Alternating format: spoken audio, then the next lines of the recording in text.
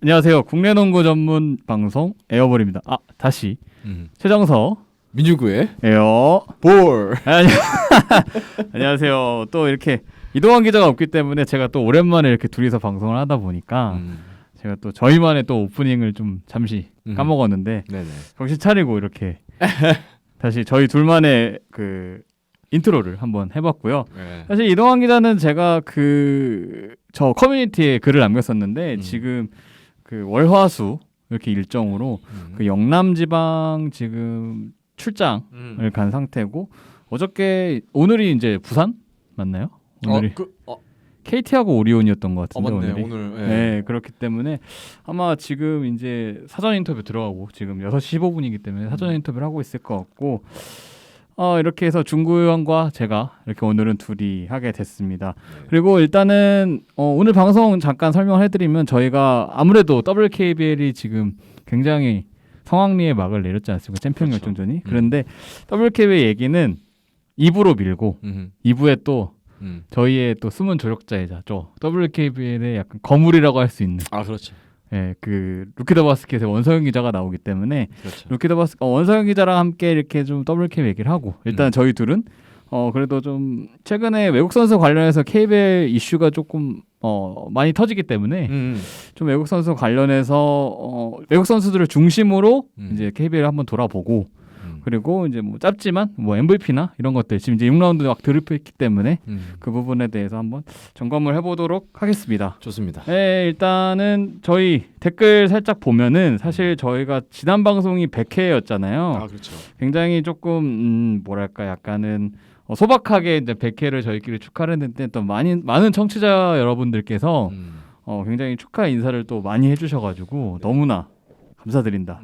이렇게 전하고 싶고 제가 이제 댓글을 고정시켜놨는데 중구 형이 또 여기 댓글창에서 또 약간은 라떼를 내가 자카르타 아시안 게임을 취재를 했는데 그때는 말이야 하면서 이제 그렇죠.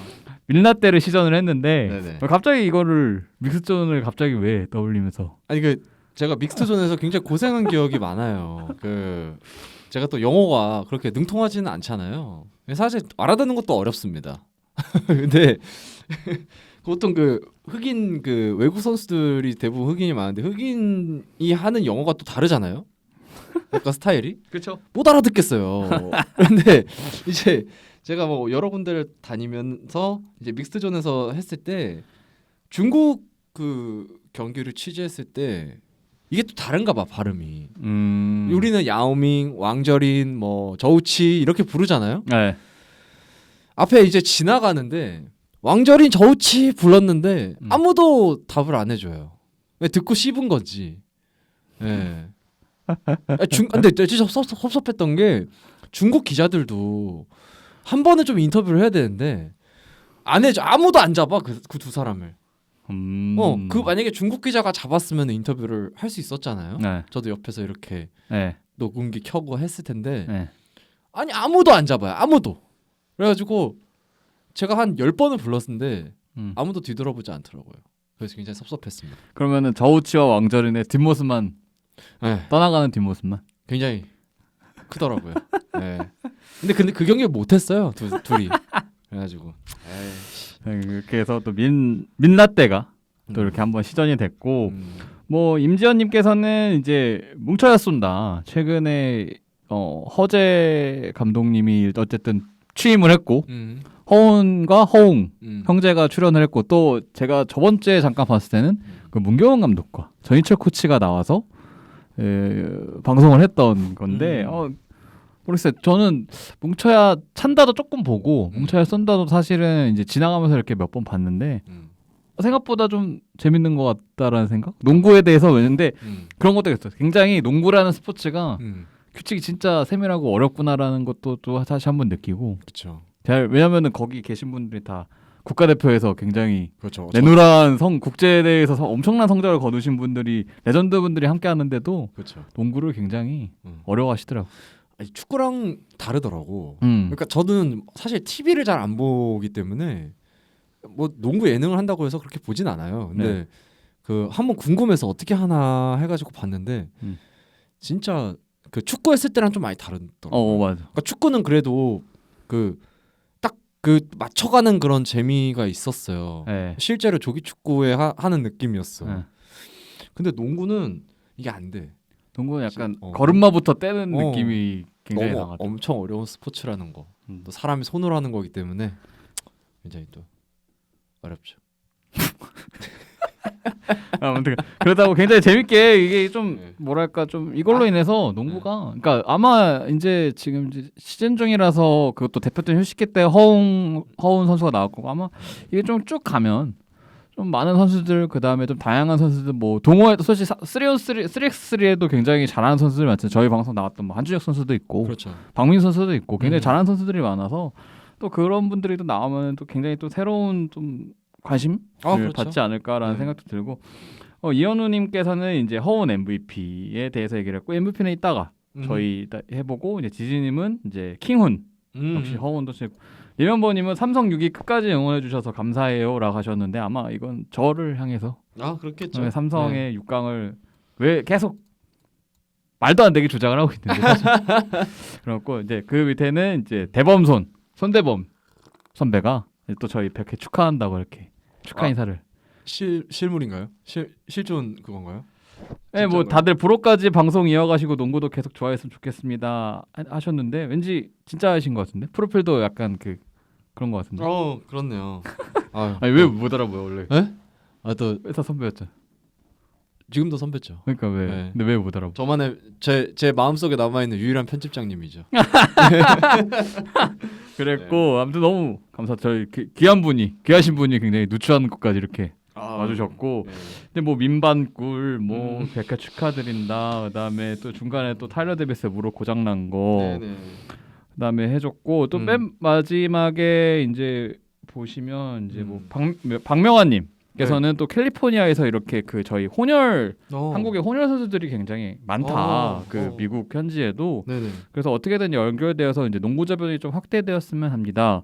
이렇게 얘기를 해주셨는데 이렇게 또 캘리포니아 현지에서도 이런 선수들이 많은 거 보면 그러니까 이게 좀만 노력하면 생각보다 요새는 굉장히 그런 풀들이 좀 인재 풀이 좀 넓어진 것 같아요. 없지 않아요? 네. 네. 찾아보면은 굉장히 안 많은데. 찾아봐서 그렇죠. 네, 이거를 그러니까 좀 찾아봐야 할 필요가 있을 것 같고 니나노님께서는 이제 모비스 팬분이신데 그러니까 삼성한테 굉장히 뜬금없이 잡히지 않았습니까? 크게 졌죠? 네, 그래가지고 네. 또 그날 또 션롱이 또 이렇게 YJXL 때도 막히고 막 이래서 이랬는데 이것도 한번 저희가 이따가 다뤄 보도록 해보겠습니다. 그리고 이제 쭉 넘어가면은 마지막에 이제 박시루님께서는 또 동환이 형에게 또 따끔한 한마디를 해주셨는데 이 부분은 제가 무조건 동환이 형 전달해서 네. 다음 방송 때 확실한 피드백. 네, 확실한 피드백을 가져올 수 있도록 네. 이렇게 노력을 해보도록 하겠습니다. 자, 이제는 한번 본격적으로 저희가 이제 오늘 준비한 거 시작해 보도록 하겠습니다. 현재 지금 6라운드가 들어갔고요. 그렇죠. 사실은 이제 거의 그러니까 플레이오프 경쟁은 사실상 끝났다라고 좀 볼 수 있을 정도로 6팀이 거의 정해지는 분위기가 되고 있고요. 왜냐하면은 사실 그런 거에 가장 큰 이유는 역시나 KT랑 전자랜드가 최근에 상승세를 타면서 조금 이제 7위권하고 7, 8위권하고 좀 격차가 벌어진 부분, 그렇죠. 그 부분이 클 것 같은데 또 이 시점에서 외국 선수들에 대한 이슈가 굉장히 뜨겁습니다. 지금 네. 아마 선두 가장 견고한 외국 선수를 구축했다라고 평가를 받던 먼저 전주 KCC가 사실 타일러 데이비스의 무릎 부상 이슈, 그다음 네. 플러스 이제 귀국 관련해서 조금 얘기가 있어서 이거를 소식을 처음에 여자농구 3차전에 열렸던 그날에 아마 형이 처음으로 소식을 접했던 것 같은데 좀 자세히 한번 설명해 주실까요? 제가 오전에 들었었던 것 같아요. 그 음. 얘기를 이제 따로 이렇게 아는 지인분이랑 연락을 하다가 타일러 데이비스가 부상을 당했다고 하더라고요. 근데 그 전 경기까지만 해도 타일러 데이비스가 그렇게 문제가 있었던 건 아니었던 것 같은데 뭐 훈련 중에 당한 부상도 아니었고 원래 안 좋았던 왼쪽 무릎에 좀 이렇게 피로 누적이 심해져서 들어보니까 연골 쪽이 손상이 됐다고 하더라고요. 그래서 이게 정확한가 했는데 KCC가 네. 바빴는지 제가 알기로는 지금 현재 KCC가 네. 구단 프런트 윗분들이 지금 전주 월드컵 경기장 옆에 지금 부지 있잖아요. 예, 새로 쓰는 거. 네, 경기장 새로운 경기장. 어. 그게 지금 설계가 어느 정도 마무리되고 있는 상황이라서 한 2시즌 다음, 3시즌 두세 시즌 다음이면은 그 새로운 경기장에서 이제 시즌을 치를 수 있는.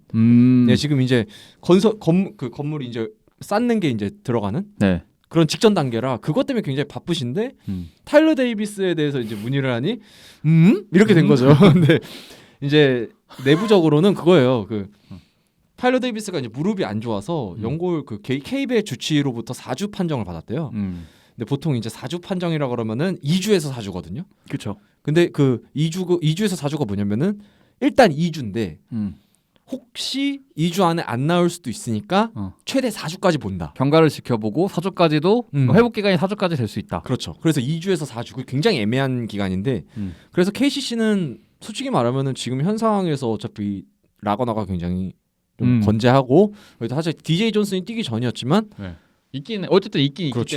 있기 때문에 네. 큰 뭐 한 4주 정도는 뭐 정규리그 버티면 된다라는 네. 마인드였는데 데이비스가 이제 미국에서 치료를 받고 싶다라는 어... 강력한 의사를 구단에 전했다고 해요. 네. 사실 그게 이제 언론화가 되기 전이었죠. 근데 이제 KCC 쪽은 일단 그래도 지켜봐야 된다. 아직 그치. 모르는 아모른직다. 그치. 그거였죠. 왜냐면은 아모른직다. 데이비스가 나간다 그러면은 KCC 입장에서는 전체적으로 다 다운이 될 수 있는 상황이었으니까. 플랜이 꼬이죠 그리고. 그렇죠. 왜 그것도 경기력도 요즘에 안 좋았었으니까. 네. 근데 결국엔 가는 것 같아요.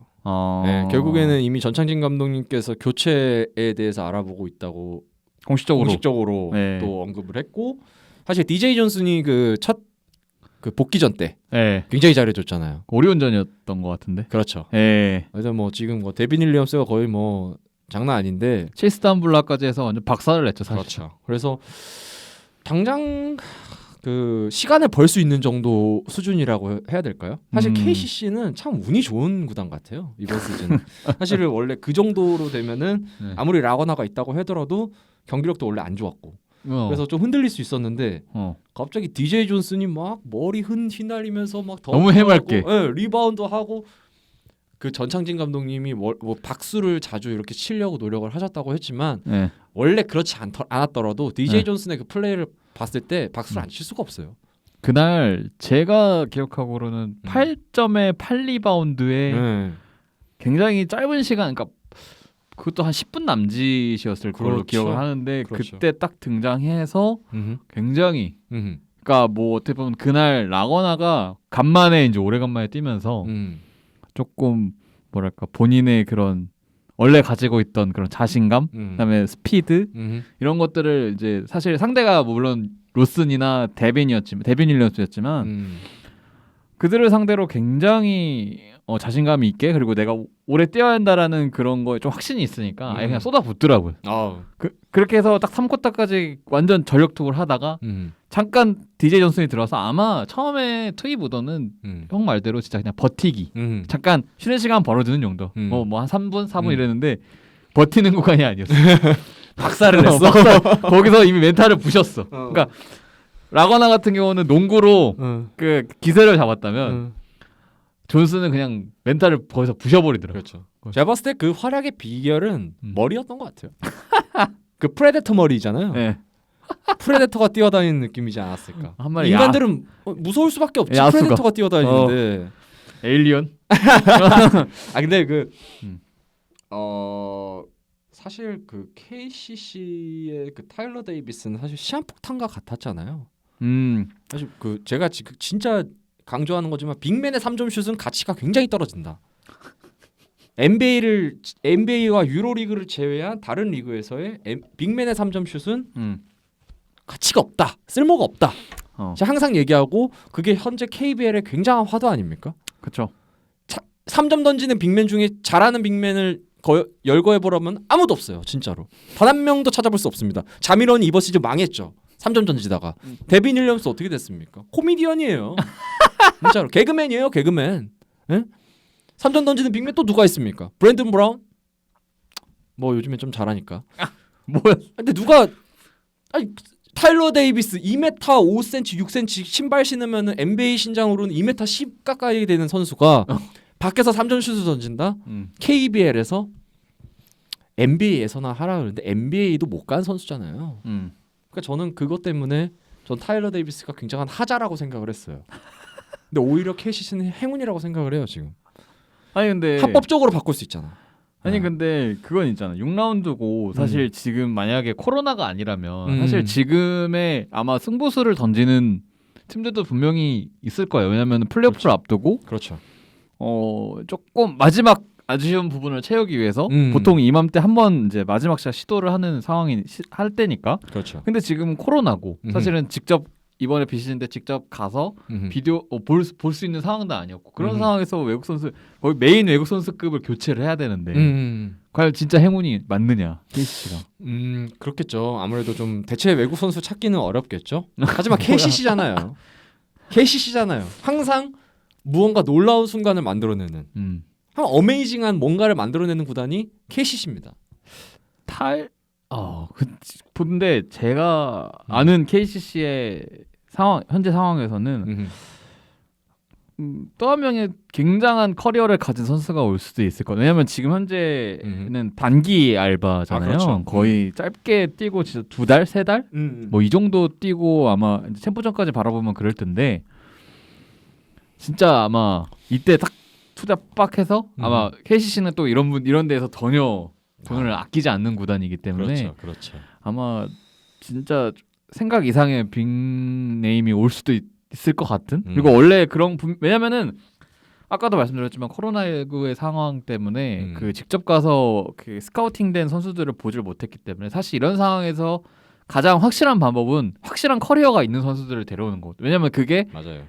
실패를 할 수 있는 그런 확률을 좀 줄이는 방법 중에 하나거든요. 그렇죠. 왜냐면은 어쨌든 수준 높은 리그에서 어느 정도의 기량을 쌓았기 때문에 그 어쨌든 표본이 있으니까 예선 그렇죠. 잘한다는. 그렇죠. 그렇기 때문에 KCC라는 구단의 특성까지 고려하면 충분히 엄청 좀 굉장한 선수가 또 와서 단기 알바 딱 뛰고 우승까지 하면 분명히 또 우승 보너스 두둑히 받고 다시 이렇게 가지 않을까라는 생각도 조금 해보고. 왜냐면 충분히 그럴 만한 투자를 할 수 있을 거라고 보고, 저는 타일러 데이비스가 사실은 뭐 아픈 것도 아픈 거겠지만 마음이 진작부터 좀 붕 뜨지 않았나라는 생각을 좀 해봐요. 그러니까 어쨌든 그 처음에 그러니까 개막전에 3점 던지다가 말아먹고 그 뒤로 전찬희 감독님이 너 3점씩 던지면 빼버리겠다. 연습 때는 던져도 상관없는데라고 해서 그 당시에는 이제 말을 듣고 쭉 가다가 근데 그 당시에도 연습 때는 계속 던졌다고 그랬어요. 연습 때 딴 거 안 하고 3점만 던진다고 그랬거든요. 근데 이제 시즌을 치르고 G리그도 진행이 되고 NBA도 이렇게 진행이 되면서 이제 타일러 데이비스도 어린 선수고 NBA 꿈 있는 선수기 때문에 내가 봤을 때 이 상황이 굉장히 조금 불안할 수도 있었을 거라는 생각도 불안했던 것 같아요. 내가 봤을 때. 그렇죠. 왜냐면은 어쨌든 그 미국 무대 혹은 유럽 상위 리그에서 조금 본인이 좀 더 눈에 띌 수 있는 곳에서 뛰었다면 사실은 더 이러지 않았을 텐데 왜냐 그 아무래도 상대적으로 주목을 덜 받는 데이기 때문에 본인이 좀 더 보여주고 이런 능력도 있다는 걸 보여줘야 되는데 못 보여주니까 굉장히 조금 왜냐면은 이 우리가 알던 타일러 데이비스가 한 4라운드 후 막판 5라운드 때는 완전히 그런 모습이 사라졌기 때문에 그렇죠. 그래서 조금 약간 심리적으로 더 아플 수도 있을 것 같아. 그러니까 뭐 예를 들면은 원래 무릎이 안 좋아서 뭐 한 7, 8 정도가 아팠다면 심리적으로 이제 불안한 것까지 더해지만 그래서 난 이제 10 정도 아프다. 난 가야겠다. 너무 아프다. 가야겠다. 약간 그렇게 할 수도 있을 것 같아 사실. 뭐 여러 가지 상황을 좀 종합해 보면. 에런 헤인즈 어때요? 에런 헤인즈가 오는 거 나쁘지 않지 않나요? 어차피 적응기도 지금 그 격리도 필요 없고 현재 한국에 있는 상황인데. 에런 헤인즈. 저는 라거나라는 선수가 긴 시간을 되게 출전 시간이 길면 길어질수록 더 그 위력적인 선수가 된다고 생각을 하거든요. 그렇죠. 거의 한 28분에서 30분 사이. 그러면은 DJ 존슨이 있고 거기 에런 헤인즈가 한 7, 8분에서 10분, DJ가 뭐 한 2, 3분, 4, 5분. 뭐 물론 뭐 셋이 같이 이렇게 나올 수는 없겠지만 그래도 분배를 좀 해주면 저는 헤인즈가 그 한국에 와서 직접 훈련하는 걸 제 눈으로 봤어요. 사실. 솔직히 말씀드리면 고향에서 봤습니다. 제가 이게 뭐 이렇게 어떻게 소식을 전해드리기가 어려워서 애매했지만 제가 한 3월 10일 날 봤어요. 사실은 9일부터 11일 이렇게 3일을 훈련했거든요. 오리온에서. 근데 전 봤는데 아직 괜찮아요. 아직 날아다닙니다. 헤인즈. 진짜로. 그 아직은 그 미드레인지 점퍼에 대한 그 감각을 찾는 상황이었어요. 그때는. 그래서 그 특유의 점퍼가 잘 안 들어가 가지고 근데 그 몸이 더 말랐어요. 그래서 제가 그 표현을 샤프심이 덩크를 한다. 예. 데빈 윌리엄스보다 점프 잘해요. 우리 에런 헤인즈가 지금. 아니 근데 나는 근데 그러니까 그러면은 사실 거의 라거나 선수를 그러니까 메인으로 어쨌든 밀고 가면서 그러니까 서브로 에런 헤인즈를 넣자 이거잖아요. 근데 나는 그거에 대해서는 전창진 감독님이 현재 지금 다 높아지고 커지고 뭐 커리어가 화려한 선수들이 들어오는 이 상황에서 그리고 타일러 데이비스가 뛰었던 그 자리에 과연 헤인즈가 들어간다고 만족을 할 수 있을까라는 의문. 난 왜냐면 라거나에 대해서 얼마만큼이나 확신을 하고 있는지가 좀 중요할 것 같고 개인적으로 나는 전찬희 감독님이 헤인즈 같은 스타일 별로 안 좋아할 것 같은데. 그럴 수도 있겠다. 근데 그 제스퍼 존슨 썼었잖아. 아니 제스퍼 존슨 썼는데 원래 그 기본적으로 굉장히 그 빅맨스러운 빅맨. 트루 빅맨, 약간 정통 빅맨 이런 정통 빅맨까지는 아니고 아무튼 진짜 빅맨의 역할을 해줄 수 있는 선수가 필요하다고 느끼지 않을까. 왜냐면은 그 자리에 딱 들어가야 되니까. 난 그래서 만약에 DJ 존슨 자리였으면 헤인즈 무조건이었고 근데 그게 아니라서 모르겠어. 근데 잘 좋은 선수 데려오겠죠. 아유 KCC인데. KCC인데 어떻게 하든 그들은 멋진 선택을 할 겁니다. 프롭 데뷔해서 아마 엄청난 선수도 데리고 올 수도 있어. 갑자기 저기 뭐 샤키로니를 좀 젊어지게 해갖고 데려올 수도 있어요. 그런 거를 할 수 있는 구단이 KCC입니다. 무슨 아무튼 그랬고 이제 그러면 중구 형이 아까 말했던 대로 그럼 자연스럽게 고양 오리온을 한번 넘어가 봅시다. 고양 오리온이 데빈 윌리엄스를 바꾼다 말다 하다가 바꾼다라고 뭐 어저께 여러 선배들이 기사까지 썼다가 결국에는 다시 안 바꾼다. 그렇죠. 안 바꾼다가 거의 지금 오피셜 된 것 같아요. 오피셜이죠. 네, 그 데빈을 신뢰한다. 데빈을 달래준다. 달래준다.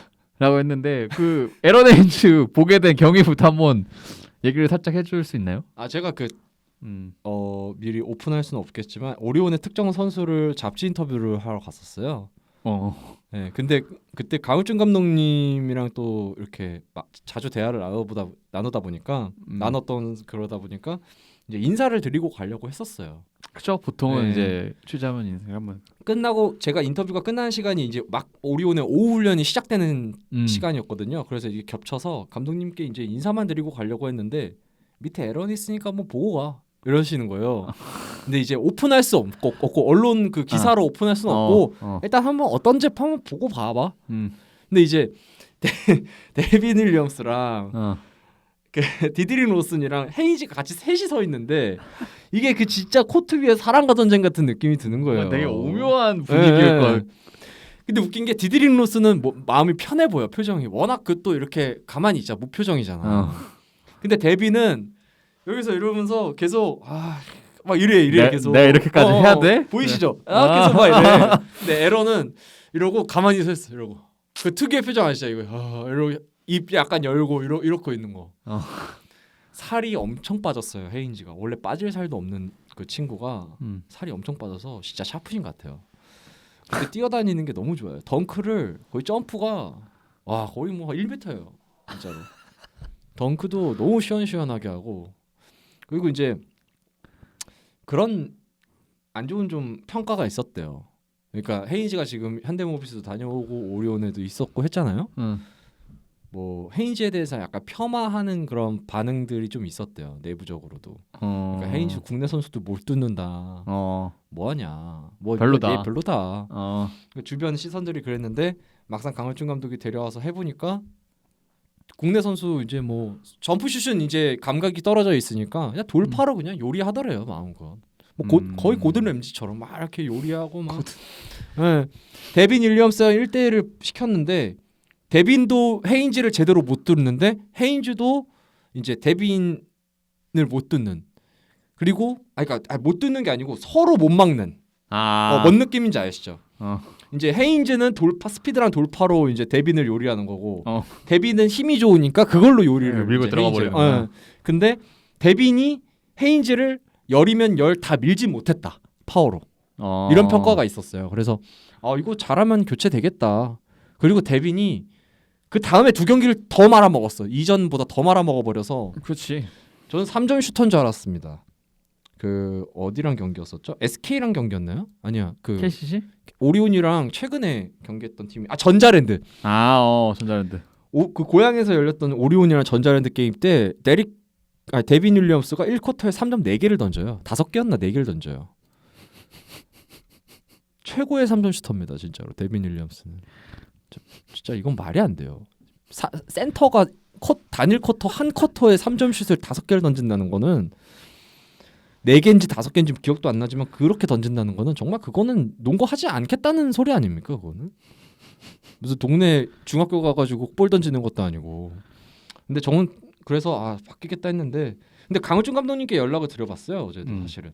근데 엄청나게 고민 중이라고 했었어요. 그러니까 기사가 나간 상황에서 연락을 드렸던 거였는데,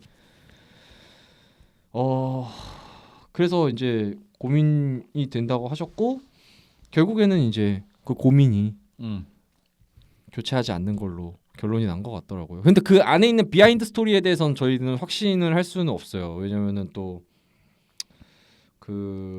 제가 알기로는 굉장히 좀 복잡한 상황이 있었던 걸로 알고 있는데, 이게 좀 오픈이 되긴 좀 어려운 부분이 있어서, 이거는 제가 다음 주에 방송을 하게 되면 오픈이 가능해지면 자세하게 한번 풀어보겠습니다. 네. 왜 에러는 오지 않았는가, 오지 못했는가. 네. 나는 제가 이제 얼핏 들은 거는 저는 약간 내부적인 이유가 있다라고는 들었거든요. 그러니까 뭐 그게 이제 단순히 뭐 강을준 감독님의 그러니까 결정과는 좀 별개로 좀 구단 자체적으로 조금 그냥 그랬다라는 것도 있고, 아무튼 좀 약간은 좀 바꾸려고. 왜냐면은 기사가 쓰신 분들이 원래 다 확실하게 팩트를 기반으로 해주시는 선배들이 맞아요. 기사를 쓰시는 건데, 이게 갑자기 이렇게 바뀌었다는 거는 분명히 뭔가 조금 구단 내부적으로도 좀 약간 이렇게 왔다 갔다 하는 부분이 분명히 좀 있었던 것 같고, 소통이 서로 좀 잘 안 됐던 느낌이었어요. 네. 그런 것 같고, 사실 중경이 말해서 데빈 윌리엄스의 한번 최근 기록을 한번 봤는데요, 기가 막히네요. 최근 기록. 이게 마지막으로 두 자리 득점을 한 데가 2월 28일입니다. 그렇죠. 그리고 SK전 때 3월 4일 SK전 때 6점, 6일 KC전 때 6점, 7일 삼성전에 5점, 12일 KC전에 9점, 14일 전자랜드전에 7점. 그 5경기 동안 20분을 뛴 적은 단 한 번도 없고요. 15분 뛴 것도 뭐 한두 번? 다 10분, 뭐 13분 뭐 이렇게 떴네요. 제가 기사에도 여러 번 표현했는데, 데빈 윌리엄스는 생긴 거 터프하게 굉장히 남자답게 잘생겼고, 또 우람한 팔 근육에 몸에 있는 그 몸 자체가 굉장히 멋있는 친구예요. 근데 플레이 자체는 거의 소녀예요. 연약한 소녀입니다. 아니 근데 남자 농구에서 소녀, 바람만 불어도 날아갈 것 같은 연약한 소녀가 코트 위에 서 있는 느낌이에요.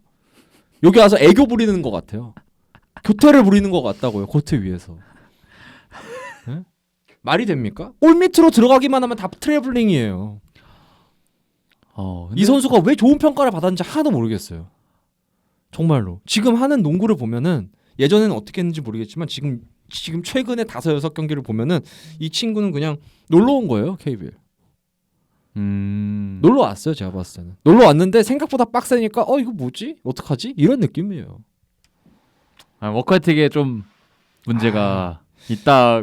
그러니까 저는 이게 좀 궁금해요. 왜냐면 지금 오리온이 공교롭게도 지금 사실 로슨이 진짜 고마워야 되고, 왜냐면은 외국선 어쨌든 위디는 실력은 안 좋았지만 인성은 좋았고, 근데 지금 데뷔는 둘 다 애매하고, 왜냐면 또 팀과 협조가 안 된다라는 얘기가 있어서 이게 그러니까 결국에는 어쨌든 최종 선택은 구단에서 하는 거기 때문에, 구단과 강일준 감독이 하는 거기 때문에, 그렇죠. 저는 사실 단순히 그러니까 외국 선수들이 분명히 코로나 때문에 뭐 파악하기 어려웠다. 또 강일준 감독은 사실 현장에서 좀 오래 떨어 있었기 때문에 아마 풀이나 스카우팅이 잘 안 돼 있는 부분이 분명히 있을 거예요.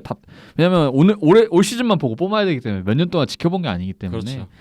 근데 그럼에도 불구하고 사실은 좀 이번 선택에 있어서 저는 그 오리온과 강일준 감독의 책임도 좀 자유로울 수는 없다라고 생각하고 마냥 외국 선수만 그러니까 왜냐면 그런 외국 선수를 데려왔잖아 어쨌든 뭐 물론 인성까지는 몰랐다라고 할 수 있겠지만 실력도 사실은 선택이 음. 잘못됐죠. 그러니까 제프 위디를 그 계속 남겼으면 어떻냐 하는 의견에는 제가 확실하게 말씀드리고 싶은 건 제프 위디 그때 최악이었습니다. 솔직히 말씀드리면 그거는 데빈 윌리엄스가 아무리 못한다 해도 11.5점인데 제프 위디는 10점이 안 됐거든요 평균. 그러니까 제프 위디가 만약에 지금의 오리온에 오면 굉장히 도움이 될 수 있겠죠, 여러분. 상상하면. 근데 똑같았을 거예요. 그 데빈 윌리엄스가 뛴 경기만큼 후회 시간들이 흘러왔을 겁니다. 지금까지. 그러면서 지금도 왜 외국에 교체 안 하냐, 제프 위디 교체 안 하냐라는 얘기들이 계속 이어졌을 거예요. 전 이거 100% 장담합니다. 진짜로. 제프 위디 수비 좋았죠. 완벽하진 않지만 그래도 새로 수비는 좋았어요. 수비만 잘해서 뭐 하냐고. 근데 결국에는 그때 만약에 바꾸지 않았더라도 왜 교체 안 하냐라는 얘기는 여전했을 겁니다. 그렇기 때문에 오리온은 지금 교체 카드 하나 남은 거를 어떻게든 잘 활용을 해야 돼요. 지금 굉장히 위험해요. 진짜로. 근데 만약에 대회으로 끝까지 간다라고 할 거면 저는 사실 냉정하게 오리온이 올 시즌은 일단 플레이오프 간 거에 만족하는 시즌이라고 얘기할 수밖에 없을 것 같아요. 그러니까 지금 데빈으로는 우승을 도전한다? 저는 사실 어린 반푼어치도 없다는 생각이 들고 왜냐면은 1옵션인데 맞아요. 로슨이 아무리 잘해준다 해도 1옵션급은 아니고 2옵션이기 때문에 잘한다라는 느낌이 있는 거고 지금 KCC는 랑거나 뭐 타일러 데이비스 자리에 또 누가 들어올지 모르지만 또 들어오면은 그 외국 선수 빵빵하죠. 그 위에 있는 현대모비스는 숄롱이라는 확실한 올 시즌 최고의 외국 선수가 있죠. 뭐 KT도 그러니까 KT, 전자랜드, KC 다 보면은 외국 선수들 다 빵빵해요. 괜찮죠. KT도 사실은 안 좋다고 하지만 브랜든 브라운 그다음에 클리프 알렉산더 정도면 굉장히 좋은 그러니까 정신만 차리면 좋은 선수들이에요. 평타 이상이야. 평타 이상이야. 근데 지금 오리온은 특히나 1옵션이라고 할 수 있는 뭐 데빈 윌리엄스가 이들에 비교하면은 너무 떨어지기 때문에 사실상 우승하기 위해서는 바꿔야 되지만 만약에 데빈으로 끝까지 간다라고 하는 거 보면은 사실은 올 시즌이 아니라 그러면 다음 시즌에 더 높은 곳을 올 시즌을 계단 삼아 다음 시즌에 좀 더 높은 곳을 바라보는 게 아닌가라는 느낌도 들어요. 만약에 끝까지 가면 그럴 것 같고 네 그렇습니다. 그리고 이제 슬쩍 넘어가 보면 지금 이제 외국 선수 이슈가 아무래도 KGC 썰린저. 네 제러드 썰린저가 이제 본격적으로 합류를 했고 우리의 예상과 크게 다르지 않게 크리스 맥컬러가 짐을 싸고 뒷을 돌아갔습니다. 그쵸. 그래서 제러드 솔린저가 와서 지금 2경기 뛰었는데 2경기밖에 안 뛰었어요? 3경기 뛰었군요. 3경기 뛰었는데 평균 21점을 넣고 있습니다. 11일 서울 삼성전에 처음으로 뛰어서 20분 동안 17점 넣었고요. 그다음에 KT전에도 26분 동안 25점 넣고 KCC전에는 30분 뛰면서 21점을 넣었습니다. 굉장히 기록이 좋죠. 20십을 지금 어쨌든 표본이 작지만 20십을 하고 있기 때문에 그 KT전에서는 한 10점 정도는 빼야 될 것 같아요. 가비지 게임 때 넣은 거라서. 사실 뭐 문성곤 선수의 문성곤 선수와 양희종 선수의 그 경기 감각이 너무 안 좋아가지고 사실 내준 경기긴 했지만 설린저 역시 사실 그렇게 뭐 그렇다고 그 면죄부를 받을 정도의 그런 엄청난 활약은 아니었으니까요. 근데 어떻게 보세요, 설린저? 어떻게 보셨어요?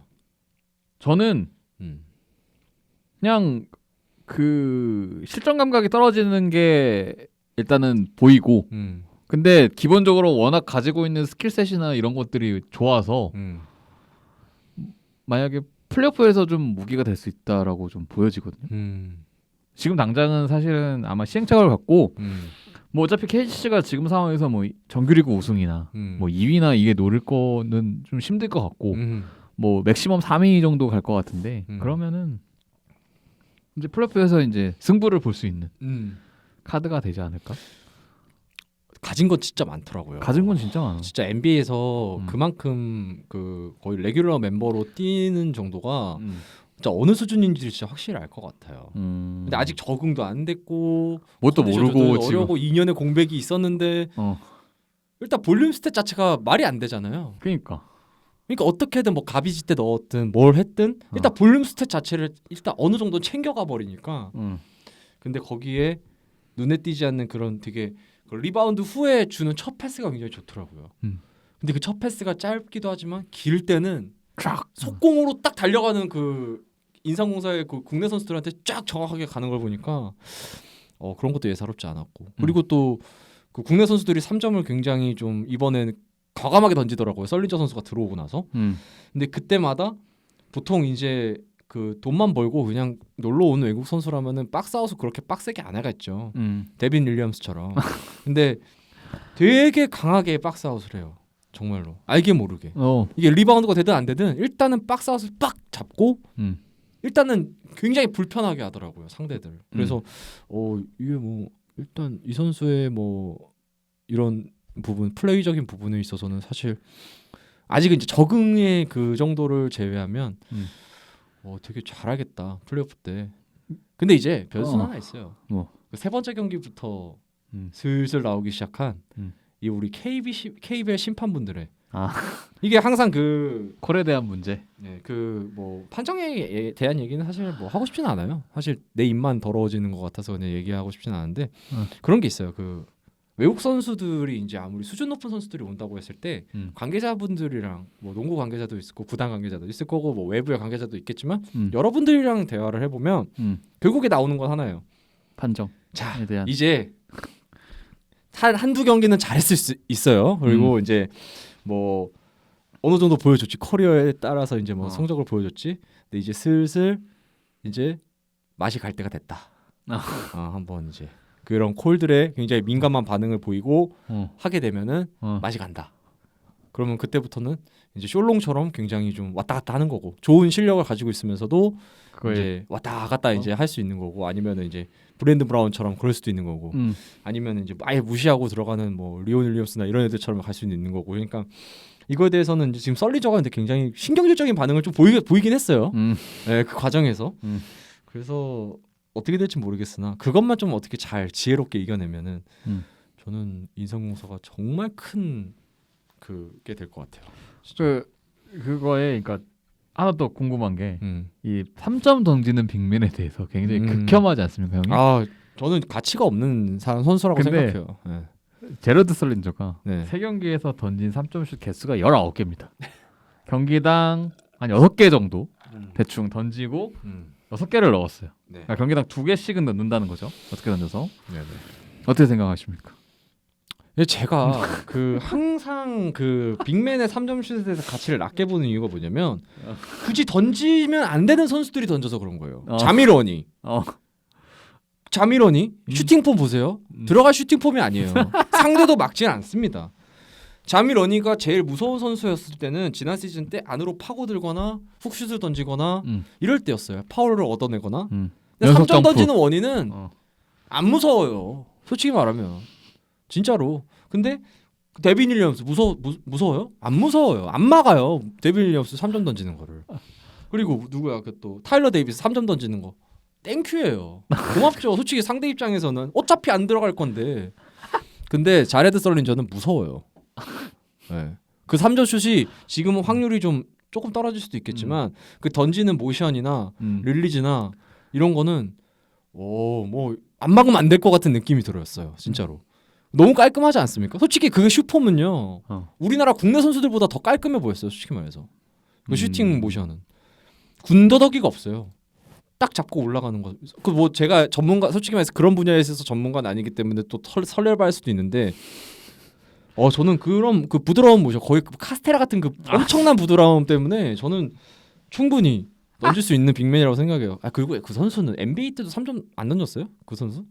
좀 던지지 않았나? 중국 리그에서 던졌나? NBA 때는 많이 안 던졌던 걸로 기억하는데 그 이제 좀 그 이후에 중국에서 좀 빈도를 좀 눌려갔던 걸로 알고 있고 그러니까 결국에는 이제 시대의 흐름에 조금 왜냐면은 보스턴 시절에 제가 기억하는 썰렌저는 굉장히 골에서 형이 말했던 그 박스아웃이 기본이었던 선수. 그러니까 항상 그게 NBA 무대에서도 그런 그 끈적끈적하고 그리고 이 선수가 원래 지금은 살이 많이 빠졌는데 덩치가 굉장히 좋고 그 소위 말해서 엉덩이가 진짜 단단하고 컸던 선수거든요. 아, 그 엉덩이였죠. 네, 엉덩이 힘으로 그 밀고 들어가고 그걸로 박스아웃을 잡는 능력이 굉장히 좋은 선수여서 사실은 그 부분에 더 치우쳤죠. 그리고 NBA는 보니까 NBA는 그 특정 한 가지만 잘하면 돼. 그러니까 너무 다재다능하면 또 안 좋다고 하더라고. 그러니까 막 예를 들면 탑급 선수가 아니면 그렇죠. 롤플레이어나 좀 약간 뒷받침해주는 선수들은 한두 가지만 좀 잘하면 되는데 썰린저 같은 경우는 확실히 NBA에서는 약간 그런 쪽에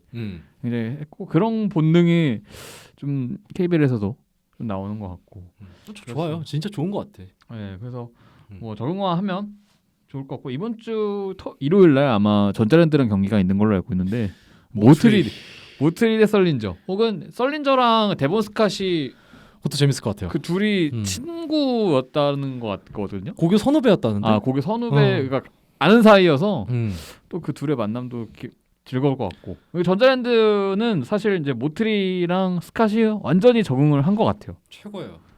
근데 적응을 하니까 음. 진짜 미쳤어.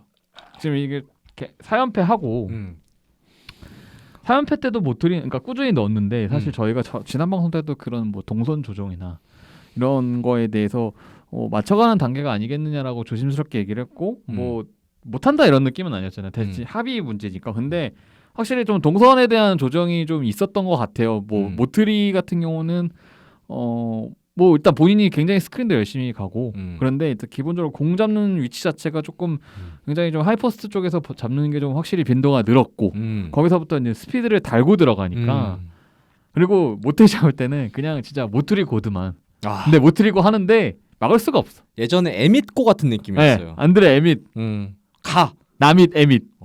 그 안독수 감독님이 이번에 그 챔피언 결정전 때 지수야 너 이거 작전이 있었거든요. 지수야 너. 그래서 박지수 선수가 2.6초 만에 넣었어요. 진짜로. 그 중요한 연장 때.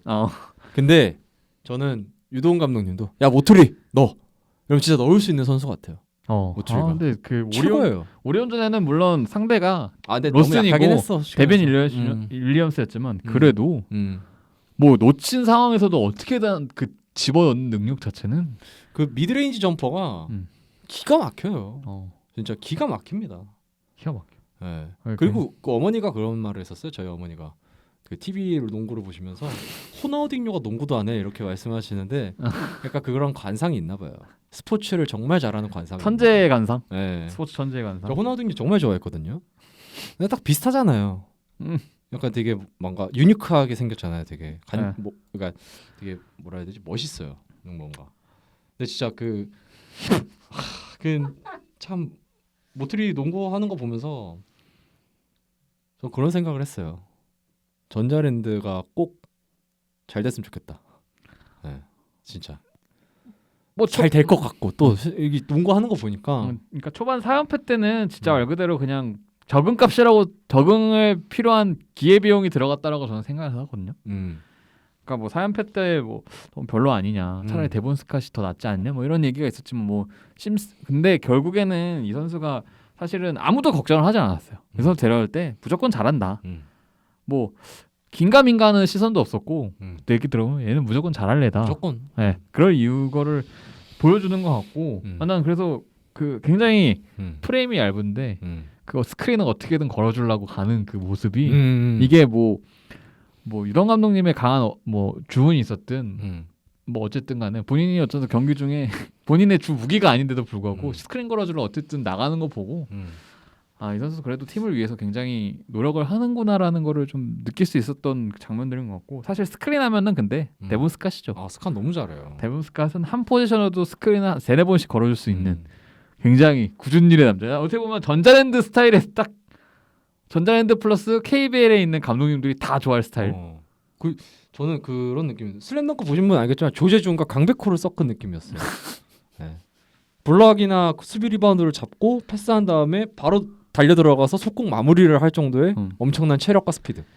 그리고 혹은 이제 리바운드 잡고 바로 뛰어가서 첫 임무가 바로 스크린. 네.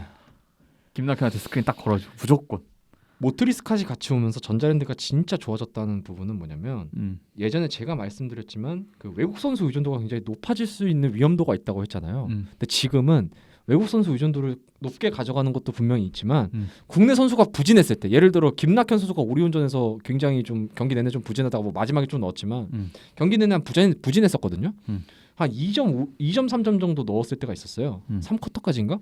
근데 팀은 가비지 게임으로 이기고 있어요. 그러니까 이게 뭘 의미하냐면 김낙현 선수의 컨디션이 굉장히 안 좋았던 날 헨리 심스와 에릭 탐슨이 있었던 그때는 전자랜드 무조건 지는 날이었어요. 그때는. 김낙현이 안 되면 진짜 네. 근데 지금은 김낙현이 안 되면 다른 쪽에서 다른 쪽에서 터져요. 근데 그게 외국 선수 의존이 가능한 팀이 됐어요. 지금 오리온이 그게 안 돼가지고 지금 계속 지고 있는 거잖아요. 그렇지. 근데 전자랜드는 그게 돼요. 정말 이렇게 후반 라운드에 굉장히 중요한 승부처 때 외국 선수의 그 어느 정도에 의존할 수 있다는 부분은 굉장히 큰 힘이거든요.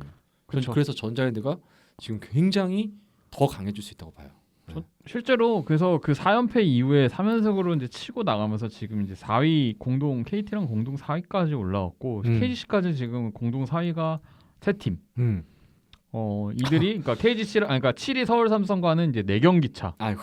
그러니까 사실상 지금 이제 6라운드 들었으니까 각 팀마다 한 9경기, 8경기씩 남았는데 굉장히 이제 트래직 넘버가 삼성한테는 냉정하게 제가 올 시즌 내내 6강을 외쳤지만 트래직 넘버가 다가오고 있는 현실인 것 같고 그렇습니다. 그리고 저희가 이제 뭐 외국 선수 얘기하다가 이제 MVP 얘기를 한다고 했는데 한번 좀 일단은 스쳐 지나가는 듯이 왜냐면 동환 형이 또 있을 때 다시 한번 얘기를 해야 되니까 MVP 얘기를 해보면 사실 이제 지난 시즌에는 허운 선수가 어쨌든 탔고 5할 승률이 안 되는 팀에서 나온 최초의 그렇죠. MVP였고 그랬는데 과연 허운 선수의 사실 지금 현 상황에서는 MVP가 그러면은 2명 정도로 좁혀졌다고 봐도 될까요? 송교창과 허운? 아니면 허운의 압도적?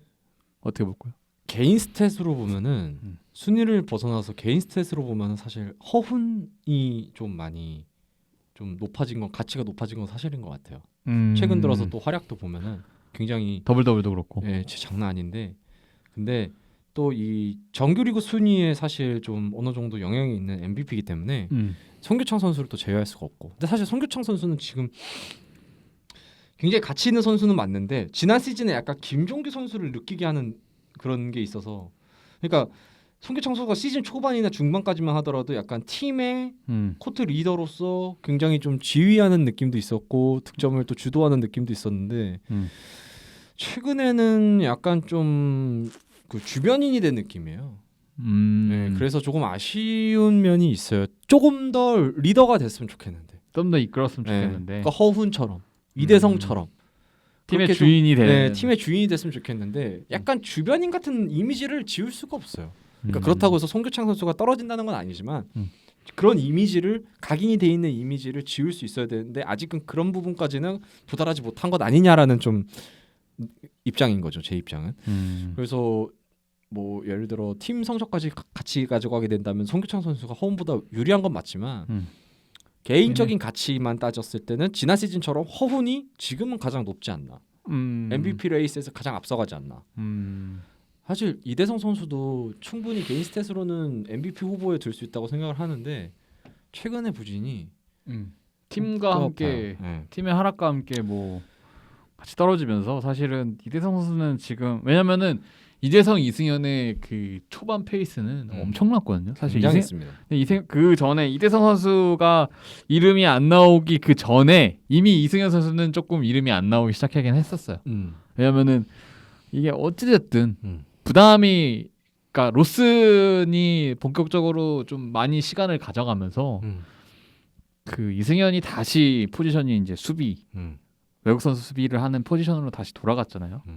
그러다 보면서 아무래도 공격에 대해서 이렇게 막 집중도를 가져가기가 힘든 외국 선수가 부진하면요 국내 선수가 가져가는 부담감이 굉장히 커집니다.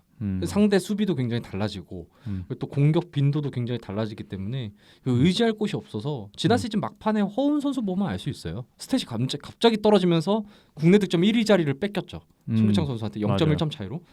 그런 걸 보면은 이대성 선수가 사실 좀 운이 없는 케이스이기도 해요. 만약에 그 지금 데빈 윌리엄스 자리에 그래도 뭐 모틀이나 썰린저 정도는 아니더라도 그 아래쪽에 용병, 그러니까 외국 선수 브랜든 브라운이나 이 정도만 됐었어도 충분히 스탯은 자기치 스탯은 챙길 수 있었겠죠. 근데 물론 개인이 지금 부진한 것도 있지만 그래서 조금 아쉬운 상황? 뭐 스tats 나쁘진 않아요. 근데 이제 임팩트나 그 임팩트가 좀 떨어진다고 그랬나? 왜냐면은 뭐 꾸준히 두 자릿수 정도 하고 있고 이대성 선수도 사실 이승현 선수도 지금 제가 이거 스탯을 좀 보면 이승현 선수는 조금 이승현 선수도 그래도 비교적 뭐 한 11, 2점, 뭐 13점까지 이렇게 꾸준히 넣고 있는데 그러니까 결국에는 MVP의 투표나 이런 걸 봤을 때는 뭔가 그러니까 확실한 임팩트를 줄 수 있는 활약상들이 이렇게 줘야 되는데 그렇죠.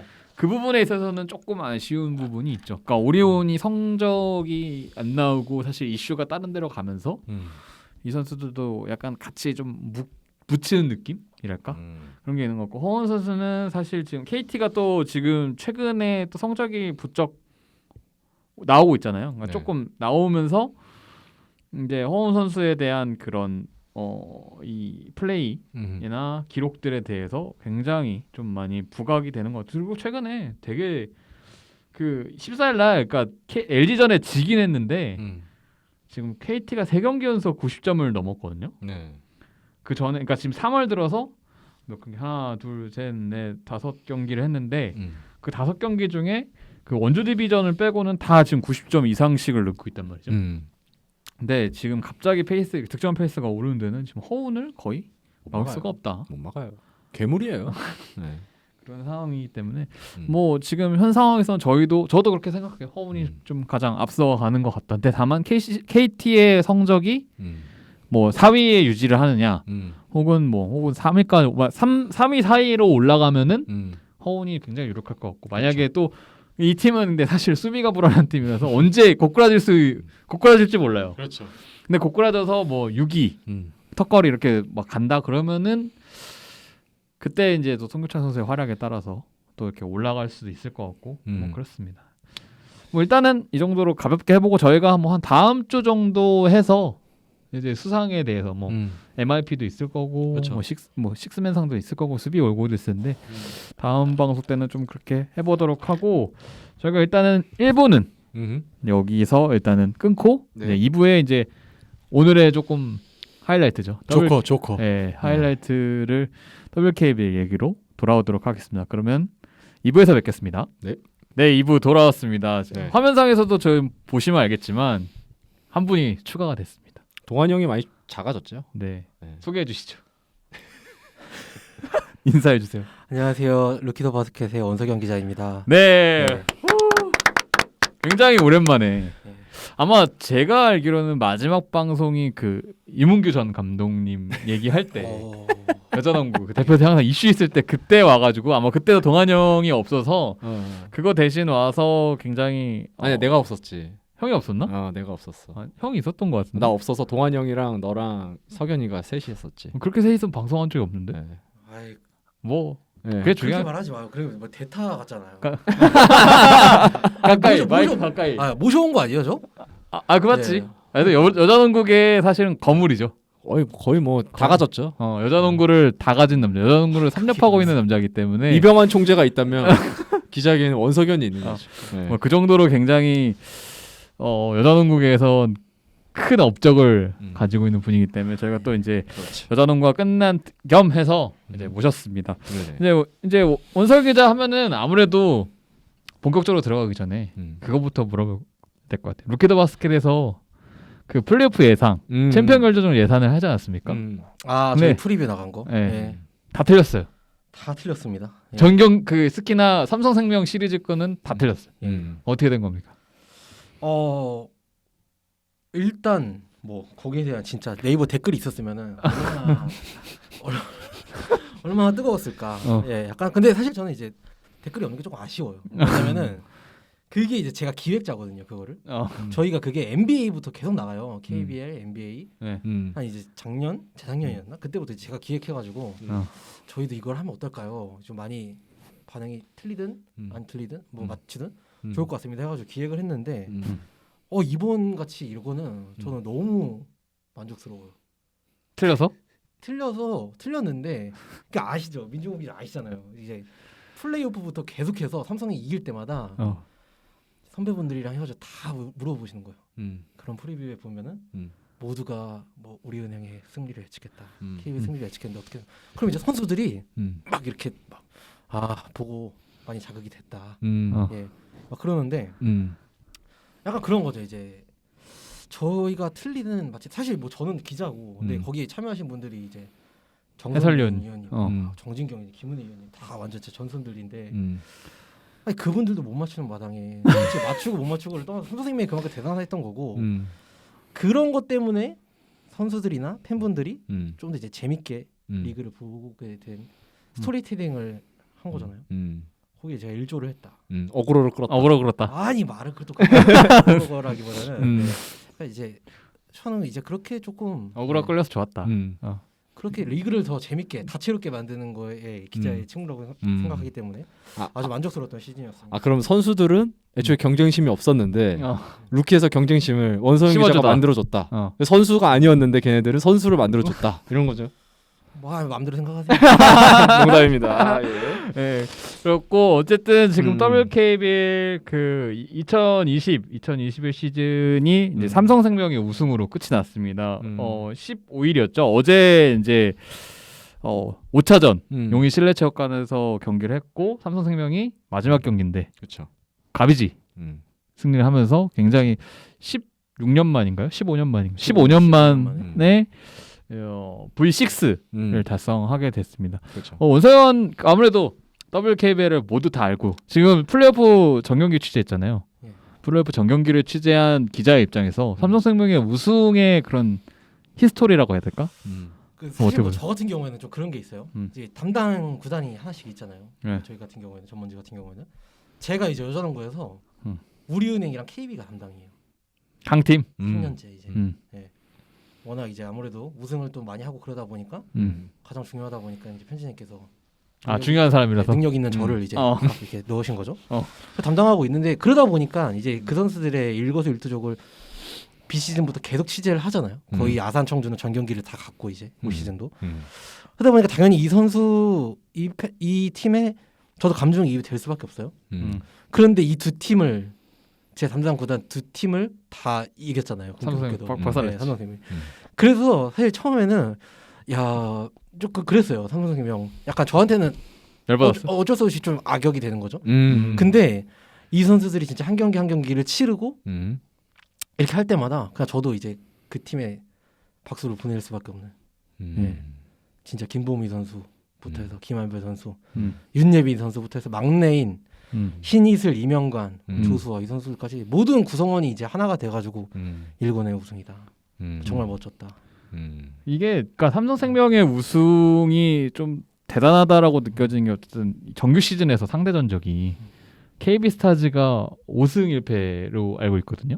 근데 이게 사실은 정규 시즌이기 때문에 좀 별거 아니다라고 생각할 수도 있는데 사실은 그 플레이오프나 이때 얘기하면은 거기 자신감의 원천이 사실은 정규리그 상대 전적의 우위에 있으면은 그래도 항상 감독님들이 말씀하실 때 그러잖아요. 우리가 그래도 정규리그 때 이렇게 앞서고 있기 때문에 거기서 선수들이 어느 정도 자신감을 가지고 경기를 할 수 있을 것 같다라는 게 항상 그 챔프전이나 플레이오프 때 고정 멘트 것 중에 하나거든요. 그렇죠. 자신감을 가질 수 있는 원천. 근데 그거를 조금 역으로 좀 오히려 왜냐면 용인의 물론 홈코트 어드밴티지 좀 이따 말 이렇게 하겠지만 홈코트 어드밴티지도 분명히 있었지만 그 경기력 그러니까 가비지를 낼 정도 KB스타즈를 가비지를 낼 정도의 그런 굉장한 좀 경기력 굉장히 저는 좋게 봤거든요. 상대 전적을 말씀하셨는데 단순한 5승 1패가 아니에요. 이게 말이 안 되는 게 2년 동안 KB가 이제 마지막 챔프전에서 만났잖아요. 삼성생명을 2년 전에 1패를 때 3연승으로 우승을 했단 말이에요.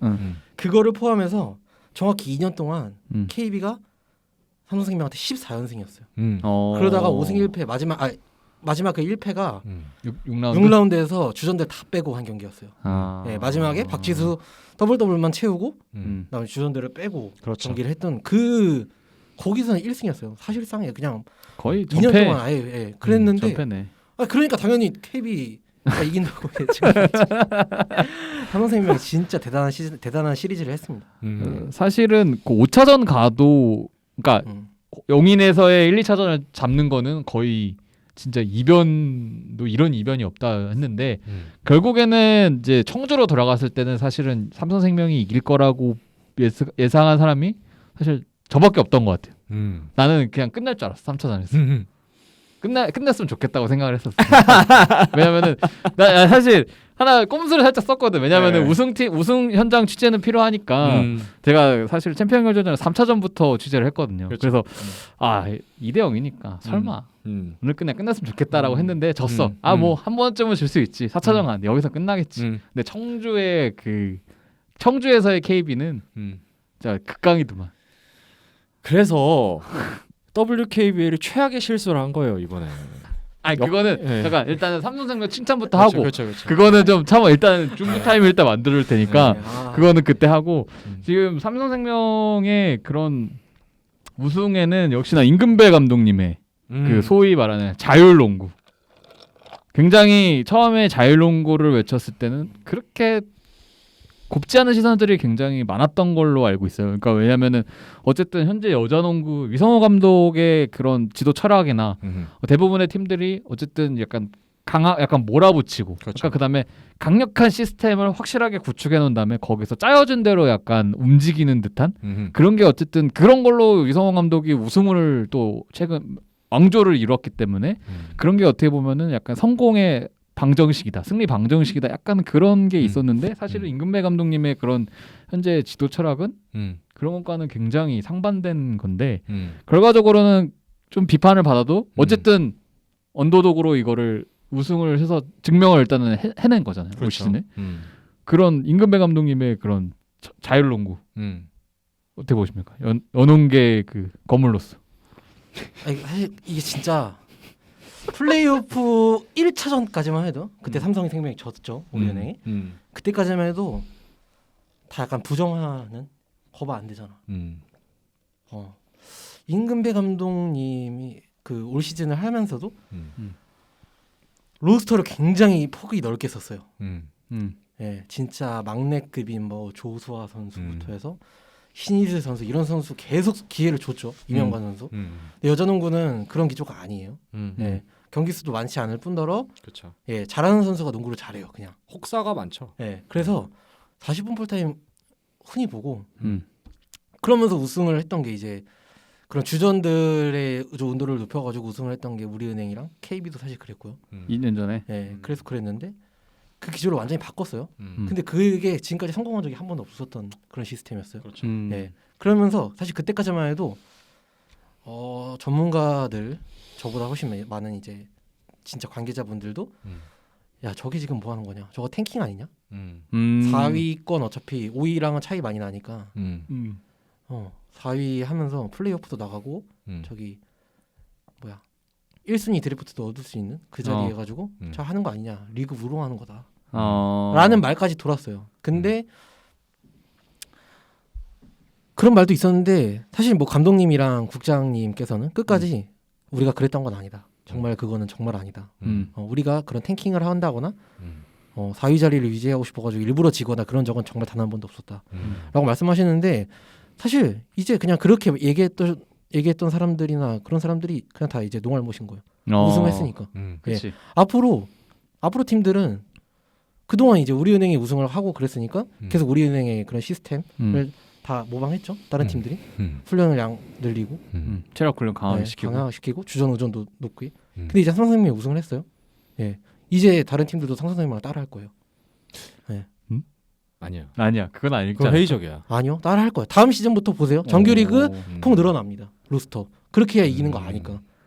예. 저는 근데 그렇게 생각해요. 그렇게 하기 위해서는 그러기 위해서는 너무 일정이나 경기 수나 이런 게 너무 좀 그러니까 사실 삼성생명의 정규리그만 놓고 보면은 삼성생명의 정규리그는 저는 그러니까 실패했다고 좀 볼 수도 있을 것 같거든요. 왜냐면은 5할이 안 돼요 일단. 그러니까 14승 16. 14승 16패잖아요. 그렇죠. 그러니까 뭐 5할을 되고 안 되고 그러니까 자칫하면은 그러니까 하나원 큐가 발동이 좀 늦게 걸려서 그런 거지. 자칫하면은 플레이오프도 못 나갈 수도 있었던 상황이잖아요. 어떻게 그렇죠. 보면. 근데 그런데 약간 그런데도 그런 삼성생명에 이게 맞다고 보는 건가?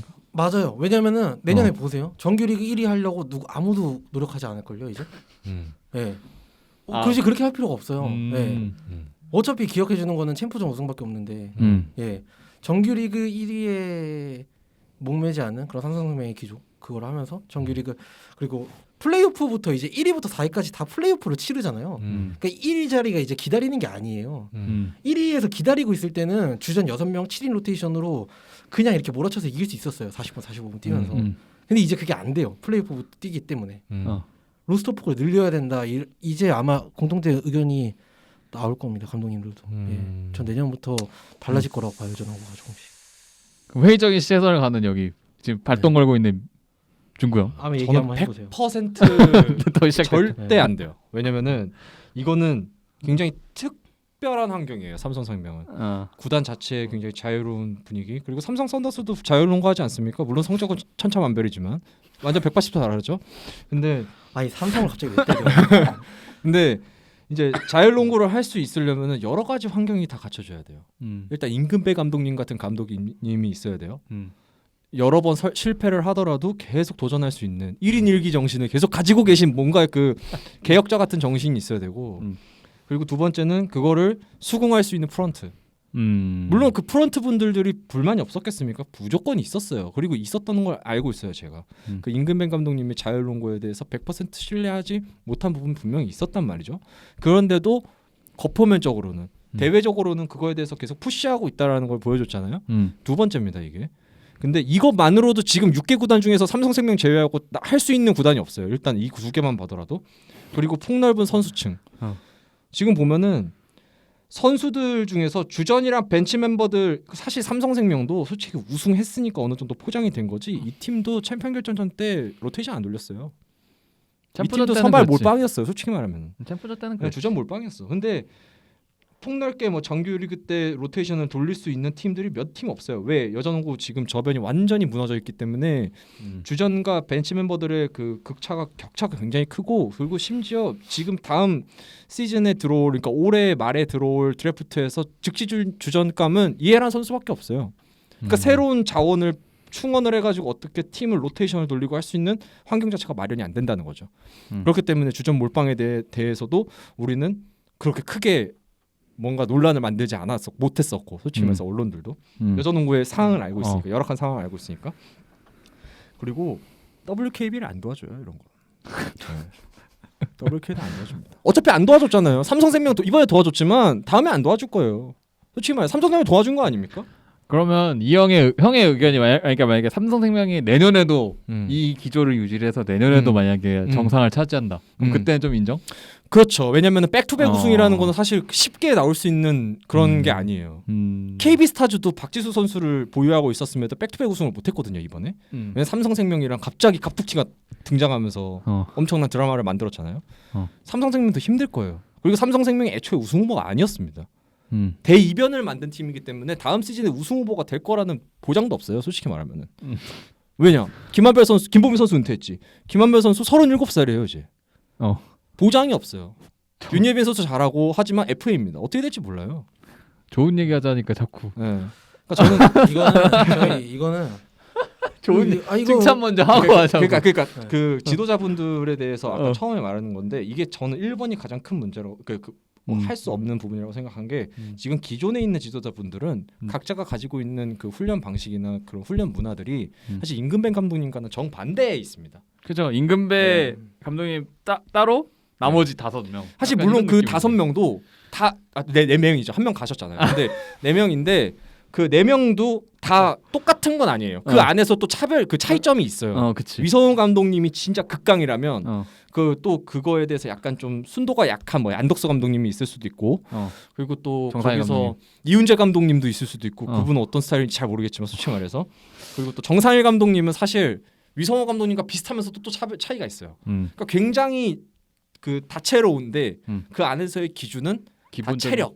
기본적인 기조가 네. 체력이다. 프로에서 비시즌 때 체력 훈련한다는 게 굉장히 비상식적인 일인데 사실 이거는 당연히 선수들이 그냥 해와야 되는 건데 이거를 프로에서 비시즌 체력 훈련한다는 건 굉장히 인생 낭비거든요. 솔직히 말하면 낭비예요. 이거는 하면 안 되는 건데 하는 거예요. 솔직히 말하면. 근데 이걸 하고 있기 때문에 저는 굉장히 이거에 대해서 근데 하지만 여자농구 환경이 열악하기 때문에 어쩔 수 없다. 어쩔 수 없다. 아니야. 네. 이거는 저는 몰라. 네.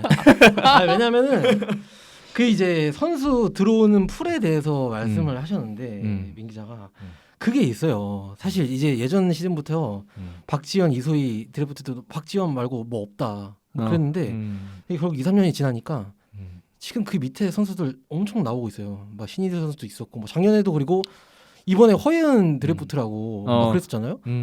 허예은 선수밖에 없다 그랬는데 엄청 많이 뛰고 있어요. 뭐 김혜나 선수 나와서 센세이션 일으켰죠. 강유림 선수 있었죠. 그리고 거기서 제일 마지막에 뽑힌 3라운드 끝에 뽑힌 이명관 선수가 그렇죠. 파이널에서 기가 막혀. 이렇게 잘했어요. 그러니까 이제 지금 나오는 어린 선수들이 보면은 저변은 적어요. 풀은 적은데 그만큼 이제 농구를 하는 선수들, 엘리트 선수들 있잖아요. 여기 이제 스킬 트레이닝이나 이런 게 훨씬 발달이 되면서 이렇게 그 나오는 선수는 농구를 하는 선수는 적은데 프로에 올라올 정도에 있는 선수들은 수준이 생각보다 높아졌다. 수준이 높은 채로 들어오는 선수들이 좀 있어요. 예상보다. 그러니까 요즘 점점 이게 조금 갈수록 이게 있어서 뽑고 나서 보니까 생각보다 괜찮네라고 감독님들이 생각할 경우가 좀 많더라고요. 네. 오히려 그러니까 올 수 있는 사람이 너무 그러니까 프로에 지원해서 뽑힐 수 있는 정도가 너무 약간 소수라서 그 소수의 선수들이 어떻게 보면 실력 자체가 좀 올라가 있는 그런 느낌이라고 봐야 되나? 네. 그런 느낌인 것 같고. 근데 사실 그러니까 삼성생명의 그 결국엔 그 자율농구가 도대체 뭐냐? 근데 임금 감독님이 아마 인터뷰에서 말씀을 하셨던 것 같은데 선수들이 생각하면서 플레이하는 자율농구가 내가 원하는 자율농구다라고 이렇게 말씀을 하셨던 것 같아요. 근데 그거를 저는 느낀 게 사실은 이 시리즈 내 특히 이제 체력적으로 선수들이 다 한계가 왔을 때 그때에 이제 삼성생명 선수들이 경기를 풀어가는 그 장면들에서 특히나 5차전 같은 경우는 저는 그러니까 KB스타즈의 수비가 특히 전반까지는 그러니까 막 너무 못했다라고 그러니까 수비가 전반적으로 나쁘다라는 이미지는 없었거든요. 느낌은 없었어요. 왜냐면은 굉장히 그 시리즈를 삼성생명하고 치르면서 KB스타즈의 경기력도 굉장히 올라오고 있는 단계였고 수비도 그에 따라서 굉장히 잘 되고 있는 상황이었어요. 어쨌든 그렇죠. 김한별이나 뭐 배혜연이나 적절히 뭐 사실 풀코트 프레스는 모르겠어. 풀코트 프레스는 잘 모르겠는데 그 기본적으로 세트 오펜스 상황에서의 수비 로테이션이나 이런 부분은 KB스타즈도 4, 5차전 때는 특히 굉장히 좋았고 5차전 전반까지만 해도 전 진짜 좋았다고 보거든요. 근데 그렇게 체력적으로 한계가 부딪히는 상황에서 삼성생명 선수들이 어쨌든 그거를 깨 나가는 거. 왜냐면은 딱 시스템에 정해졌을 때 그 원하는 대로 그 시스템의 그 방향대로 이렇게 올라갔는데 거기서 만약에 막힌다 중간에. 그럼 보통의 여자농구 선수들은 사실 당황을 해요. 왜냐면은 내가 준비하고 했던 시스템 상황에서는 이런 변수가 없었는데 이렇게 하면 깨져야 되는데 안 깨질 때 굉장히 당황해서 뭐 어처구니없는 패스를 하거나 소위 말해서 폭탄 돌리기를 하거나 그렇죠. 약간 이런 경우가 많았는데 그 상황에 대해서도 그러니까 순간순간 그건 어찌 보면 임기응변이자 그 상황에서 내가 이걸 이렇게 줘야 되겠다 저렇게 줘야겠다라고 판단을 해야 되는 건데 사실 그 부분에서는 삼성생명 선수들이 굉장히 조금 그런 판단들이 돋보였었고 이미 5차전 보면은 사실 김보미 선수를 봐서 알겠지만 이미 정신이 육체를 지배하는 상황이었잖아요. 이미 선수들의 이미 혼은 나가 있는데 이게 어쨌든 본인들이 그런 부분에서 생각을 하도록 계속 준비를 했던 게 사실은 이런 극한의 상황, 체력이 다 바닥나서 극한의 상황에서 조금 발휘가 되지 않았나. 그래서 저는 그 딱 한 3쿼터 정도였나? 이 선수들이 진짜 힘들어하는데 그 상황에서 이렇게 짝짝짝 풀어나가는 걸 보고 거기서 좀 약간 희열을 느꼈다고 해야 되나? 김보미 선수 한 명으로도 이번 챔피언 결정전은 사실 다 설명이 가능하죠. 다른 선수들의 활약도 대단했지만 그 선수가 아니었다면 이렇게까지 관심을 받고 이렇게까지 드라마틱하다는 표현을 많이 쓸 수 있을지 좀 의심이 갈 정도로 김보미 선수가 굉장히 큰 영향력을 과시했다고 생각을 해요. 이번 게임 때 사실 그 86년생 선수 노장인데 코트 위에서 가장 많이 이렇게 몸을 던지고 그리고 가장 열정적으로 하고 그리고 게임 끝나면은 고개조차 들지 못할 정도로 모든 힘을 다 쏟는 그런 선수가 과연 언제 있었나라는 정도로 물론 예전에 있었겠지만 제가 못 봤으니까요. 근데 전 그러니까 선수 한 명을 보면서 사실 뭐 저렇게까지 하지? 뭔가 있나? 뭐가 있나? 뭘 느꼈나? 이런 뭔가 뭔가 좀 이렇게 남자니까 참아야 되는 그런 울컥하는 감정 있잖아요. 약간 남자니까 하면서 막 되게 의시되면서 하는 그런 건데도 울컥하는 감정을 못 참을 정도로 굉장히 진짜 좋은 그런 선수였죠. 그래서 김보미 선수의 그 이번 플레이오프부터 쭉 그 플레이는 제가 앞으로 기자하면서 저런 퍼포먼스를 다시 볼 수 있을까? 그렇죠. 진짜로 어느 정도냐면은 카메라에 안 잡혀요. 그 작전 타임 부르면은 치어리더 잡히거나 벤치 잡잖아요. 김보미 선수가 혼자 못 들어가요. 맞아. 네, 동료들이 부축해주고 들어가요. 그러니까 아예 다리가 풀려요. 과호흡도 많이 왔어요 이번에. 근데 원래 과호흡을 한번 오면은 그냥 머리가 띵해지고 하늘이 까매지거든요. 정신 나가죠. 근데도 다시 떠요. 어느 정도냐면은 전반에 끝나고서 그 슈팅 훈련하잖아요. 그것도 미팅하고 나서 그거 그냥 스킵해요. 누워 있어요 벤치에. 벤치에 누워 있다가 그게 플레이오프부터 그랬어. 누워 있다가 갈 정도 슈팅 한번 못 던지고 슈터가. 근데 김보미가 그렇게 뛰니까 36살 제일 나이가 제일 많잖아요. 20살이 그렇게 뛰면은 그렇게 뛸 수 있어. 근데 36살이 그렇게 뛰잖아요. 그게 전염이 됩니다 코트에. 밑에 애들이 안 뛸 수가 없어요. 그치. 예. 배윤부터 시작해가지고 그치. 그 밑에 줄줄이 보미 언니가 뛰는데 내가 백코트를 서서 안 되거든요. 맞아. 예. 그게 전염이 되니까 그게 삼성생명이 진짜 그래서 이번에 MVP 투표에 김보미 선수가 12점인가 넣었어요 파이널에서. 12점을 어떻게 MVP 투표 그걸 받습니까? 8표나 받았죠. 2위 했잖아요. 네. 그런 거예요. 근데 만약에 김보미 선수가 그렇게 뛰는데 네. 벤치에 전염이 안 됐잖아? 그 삼성생명 나머지 선수는 선수도 아닌 거예요. 솔직히 말해서. 갑자기 왜 때려? 그러니까 불타오르지 않으면 네. 선수가 아니지. 그런 모습을 봤는데 불타오르지 않으면 어떻게 프로농구 선수라고 할 수 있겠어요. 프로스포츠 선수라고 할 수 있겠어. 그러니까 저는 진짜 김보미 선수가 사실 코트에서 누워서 쉬는 거 진짜 누워서 쉰 거잖아요. 진짜 힘들어서. 너무 힘들어서. 그러니까 왜냐면은 이 선수가 그 심판이 그 볼데드 상황을 선언하면은 누웠다가 어떻게든 정신 차리고 그 휘스를 불어서 이제 인바운드 패스나 이런 걸 진행하기 전까지는 눈이 보면은 혼이 나가 있어 그냥. 특히 3차전부터 그냥 제정신이 아닌 것 같은데 어느 순간 이게 인플레이 상황이 딱 되잖아요. 그러면은 그때부터 정신이 갑자기 돌아와서 또 미친 듯이 뛰어. 막 피타고 엄청 뛰어댕긴다니까.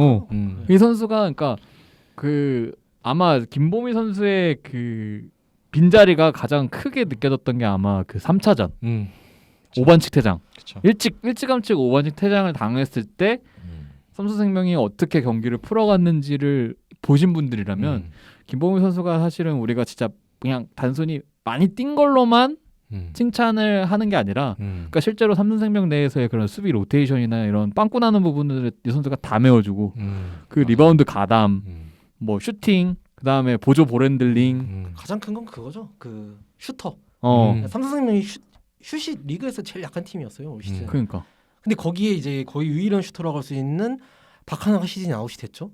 김보미밖에 없어요 슈터가. 맞아. 근데 이제 김보미 선수가 5반칙으로 처음 퇴장을 당했죠 3차전에서. 그러니까 이제 KB가 지역 방어를 쓰는 거예요 그때부터. 근데 KB가 지역 방어를 종종 썼는데 1차전에서 썼었죠. 근데 그때 김한별 선수가 3점 슛 5개인가 꽂으면서 다 그냥 깨버렸죠. 2차전에서도 잘 안 통했어요. 3차전에서 갑자기 근데 김보미 선수가 없으니까 그 지역 방어를 깨는 선수가 없는 거예요. 그러면서 이제 그 지역 방어가 통하고 김두선 선수가 지역 방어를 섰는데 그게 통하면서 KB가 이제 모멘트를 좀 가져올 수 있었죠. 그랬던 것 같고 그러면은 그래도 이번 시리즈의 삼성생명 하드캐리는 김한별을 또 빼놓을 수가 없을 것 같은데 이번에 또 MVP도 탔고 결국에는 더블 KBL에서의 첫 우승을 했는데 어때요? 김한별 원석연이 보는 김한별은 어떤 거? 김한별 선수 대단하죠. 그 제가 기사를 오늘 아침에 썼는데 다 보셨을지 모르겠어요. 그 김한별 선수가 햄스트링 부상이 있었어요. 네. 2차전이 끝나고 완전히 이제 올라와가지고 경기 중에 그냥 잡았죠. 아예 다 알고 있었어요. 그거는. 그게 근데 그것보다 더 큰 부상이 있었다고 해요. 1차전에 아마 최희진 선수였나? 2쿼터 때 볼을 이제 경합을 하다가 넘어졌어요. 근데 최희진 선수 위에 이 오른손목이 깔렸어요. 그래서 이 손목이 다쳤어. 햄스트링은 슈팅했는데. 네, 햄스트링은 생각도 안 날 정도로 손목이 너무 아팠대요. 근데 이걸 숨겼어요. 이거는 일부러 슈팅해야 되잖아요. 이걸 숨기고 얼마나 아팠을 정도냐면은 아무리 뭘 하고 해도 치료를 받아도 붓기가 안 빠진대요. 그래서 손 크기 차이가 다른 거야. 그래서 2차전 때 마지막 그 위닝샷 있죠. 그거 넣을 때 박지수 선수가 넘어졌잖아요. 마지막에 넣으면서 아무도 그냥 노마크 오픈인데 이게 스냅이 안 느껴진대요. 너무 아파서 가지고 그래서 마지막에 던졌는데도 그게 그렇게 느리게 가더래. 안 들어갈까 봐. 붓기가 5차전이 돼서 빠졌대요. 그래서 다시 슛감이 좀 돌아왔구나. 그래서 보면 이제 그때부터 1차전에서 3점슛 5개 넣고 그때부터 3점슛 좀 낮아져요. 야투율이 낮아져요. 갑자기 떨어졌어. 거의 못 넣었죠. 네. 그게 그런 이유가 있었던 거예요. 네. 그러다가 이제 또 3, 4차전 어떻게 보면 그러니까 2차전 때는 뭐 그렇다 치더라도 3, 4차전 청주에서 그렇게 부진했다. 그러니까 슛감이 안 들어왔다가 마침 또 5차전에 붓기가 빠져서 영웅처럼 등장을 해서 그런 게 돼 있어요. 그게 또 재밌는 게 2년 전에는 염윤아 선수가 그랬어요. 우승할 때 KB가 염윤아 선수가 그때 손가락이었나? 이게 삐어가지고 그때 파이널에 보면은 염윤아 선수가 그 시즌에 3점슛이 굉장히 괜찮았거든요. 네. 30% 중반인가 됐는데 갑자기 파이널부터 3점슛을 안 던져요. 슛 페이크만 하고 들어가서 그 염윤아 선수 특유의 그 깽깽이 미드렌지 그걸로 미드렌지로 해결한 모습이 있는데 저는 그거 왜 그런지 몰랐는데 나중에 알고 보니까 손가락이 너무 아파서 슛 못 던졌다. 근데 사람들이 다 속도인데 이러면서 웃으면서 지금 일부러 얘기 안 했더라고 하더라고. 우승하고 이제 또 기분 좋으니까. 그러니까 이게 다 이유 없는 스탯의 하락이나 이런 건 없는 거야. 다 어디가 아프거나 그리고 안 아프 이쯤 돼가지고 안 아프게 뛰는 선수 없거든요. 그치. 이게 다 숨어 있다. 예. 대단하네. 아니 근데 진짜 그래서 대단하다. 그러니까 김한별 선수가 저는 슈팅 안 들어가는 게 저는 햄스트링 여파인 줄 알았어요. 왜냐면 어쨌든 하체니까. 슈팅은 하체에서 비롯되는 게 많기 때문인데 그렇죠. 슈팅 핸드가 그렇게 아픈데 아프면 안 들어갈 수밖에 없었겠네. 근데 그런데도 잘하던데. 그러니까. 근데 진짜 김한별 선수 대단했던 건 공격보다 수비죠. 그렇죠. 박지수를 거의 1대1로 막았어요. 예. 삼성생명이 수비를 되게 그 뭐라 해야 될까? 똑똑하게 했던 것 같아요. 그러니까 신한은행이 할 수 준비를 없었던 엄청 많이. 신한은행이 할 수 없었던 거를 삼성생명이 할 수 있었던 이유는 김한별이 있었기 때문에. 그러니까 신한은행은 한 2초에서 3초 동안 박지수를 1대1로 마킹해줄 수 있는 선수가 없어요. 그래서 결국에 2차전 때 김수현 선수를 막 넣을 정도로 어떻게든 박지수 선수를 2초에서 3초 정도만 마킹해 놓으려고 노력을 했거든요. 근데 삼성생명은 김한별 선수가 딱 잡고 막아놓으면은 옆에서 그 박지수 선수는 사실 한쪽밖에 돌파를 못한 선수예요. 포스트업을 칠 때 한쪽으로밖에 회전을 못해요. 그러니까 반대로, 그러니까 만약에 왼쪽으로 회전을 한번 했을 때 포스트업 치다가 왼쪽으로 한번 회전을 했을 때가 한 20번이라면은 오른쪽으로 들어가는 게 한 번이에요. 그래서 그 오른쪽으로 들어갈 때 무조건 실점인데 대부분 삼성생명은 김한별이 그 길목을 막아놔요. 왼쪽 회전할 때. 그러면 오른쪽으로 그 협력 수비가 들어와 버리니까 박지수 선수가 안으로 골밑으로 못 들어가고 바깥으로 빼주다가 실책이 나오고 아니 바깥으로 빼줬으니 공격 제한 시간은 줄고 심상현 선수가 폭탄 처리하다가 끝나고 이런 경우가 계속 반복이 됐었거든요. 그 김한별의 존재가 진짜 대단한 것 같아 진짜. 거기서 하나를 더 하면은 임금배 감독님이 준비를 진짜 많이 한 게 그 이제 그렇게 막아두고 헬프를 들어오는 타이밍이나 그런 방향을 경기별로 바꾸는 게 아니고 그냥 쿼터별로 바꿔요. 네. 그러니까 그 나중에 박지수 선수 따로 물어봤는데 박지수 선수가 이번에 턴오버가 진짜 많았어요. 네. 그게 다 거기서 파생되는 턴오버를 한 2개쯤 하면은 임금 선생님이 대단하다고 하면서 턴오버를 한 2개쯤 하면은 아 이렇게 준비를 했구나라고 그걸 깨달아진다고 하더라고. 여유가 있었던 이유가 있어. 임금배 감독님은 사실 저도 이겨도 근데 항상 또 재밌는 건 또 임금배 감독님이 그게 그 수비가 그 모비스가 잘하는 수비예요. 근데 이제 임금배 감독님이랑 위성호 감독님이 이제 모비스 유재하 감독님 밑에서 이렇게 나왔는데 위성호 감독님도 모비스에 그게 있어요. 마지막에 그 정규리그 5라운드 때였나 신한은행이랑 명경기 있잖아요. 박혜지 선수. 그렇죠. 김연아 선수랑 쇼다운 했을 때 그 마지막 패턴. 3점. 그 인바운드 3점. 그 패턴이 양동근 선수가 엄청 하는 패턴이에요. 네, 기억나실 거예요. 다시 보면. 양동근 선수는 거의 3점을 안 던지고 거기서 미드레인지로 들어가서 그렇죠. 그거를 진짜 근데 그거를 국가대표에서도 했었어요. 조성민 선수를 활용해가지고 그 뉴질랜드랑 국내 평가전 했을 때 그때 보시면 나올 거예요. 마지막에 딱 5초가 남았을 때 작전 타임 불러서 하는 패턴. 근데 그렇게 하면 유작 감독님 짱이네. 생각해봐. 김효범 코치가 그 어. 디트로이트 사나 그 G리그에 있었을 네. 때도 어. 현대모비스의 수비 패턴을 굉장히 많이 가져가서 그때 디트로이트 피스톤스 위로 그걸 가지고 올라갈 뻔했대요. 그때도. 수비 그러니까 수비 그 전술하는 정도예요. 예, 네, 그 정도예요. 그러니까 수비는 너가 해라, 브라이언 네가 해라. 이 정도로. 거. 동환 형이 좋아하는 아 여기 네. 없어서. 아, 근데 여기 있었으면 큰일 날 아, 뻔했어. 동환 형이 났어, 있었으면 지금. 네. 입이 찢어졌을 텐데 음. 아쉽고. 그러면 그리고 이 외에도 삼 선생님은 아까 말했지만 이명관, 윤예빈. 사실 왜냐면은 지금 이주연 선수도 아파서 못 나왔고 박하나 선수는 일찌감치. 마음이 아픈가요, 이지현 선수는? 발목 수술을 했어요. 저게 이 사람아. 그 비시즌 때 받은 거잖아. 근데 아직 몸이 제대로 안 올라와서. 네. 마음이 더 아플 텐데. 오케이 알겠습니다. 네. 그뭐 윤예빈 선수 얘기 나왔으니까. 네. 국장님이 말씀하시더라고요. 올해 우리 어. 우승에 큰 역할을 한 원동력 중에 하나가 FA가 어. 배혜윤 선수랑 윤예빈 선수가 FA예요. 어. 예. 그게 FA가 네. 어. 큰 역할을 한 게 아닐까라고. 그렇죠. 예. 김다빈 선수도 FA 아닙니까? 맞습니다. 김다빈 선수도 FA입니다. 김한별도 1년 재계약 1년씩 재계약하지 않나요? 아 그런가요? 그래서 근데 그래서 뭐 윤예빈 선수는 1차 FA고 음. 배윤, 김단비 선수가 2차 FA인데 어.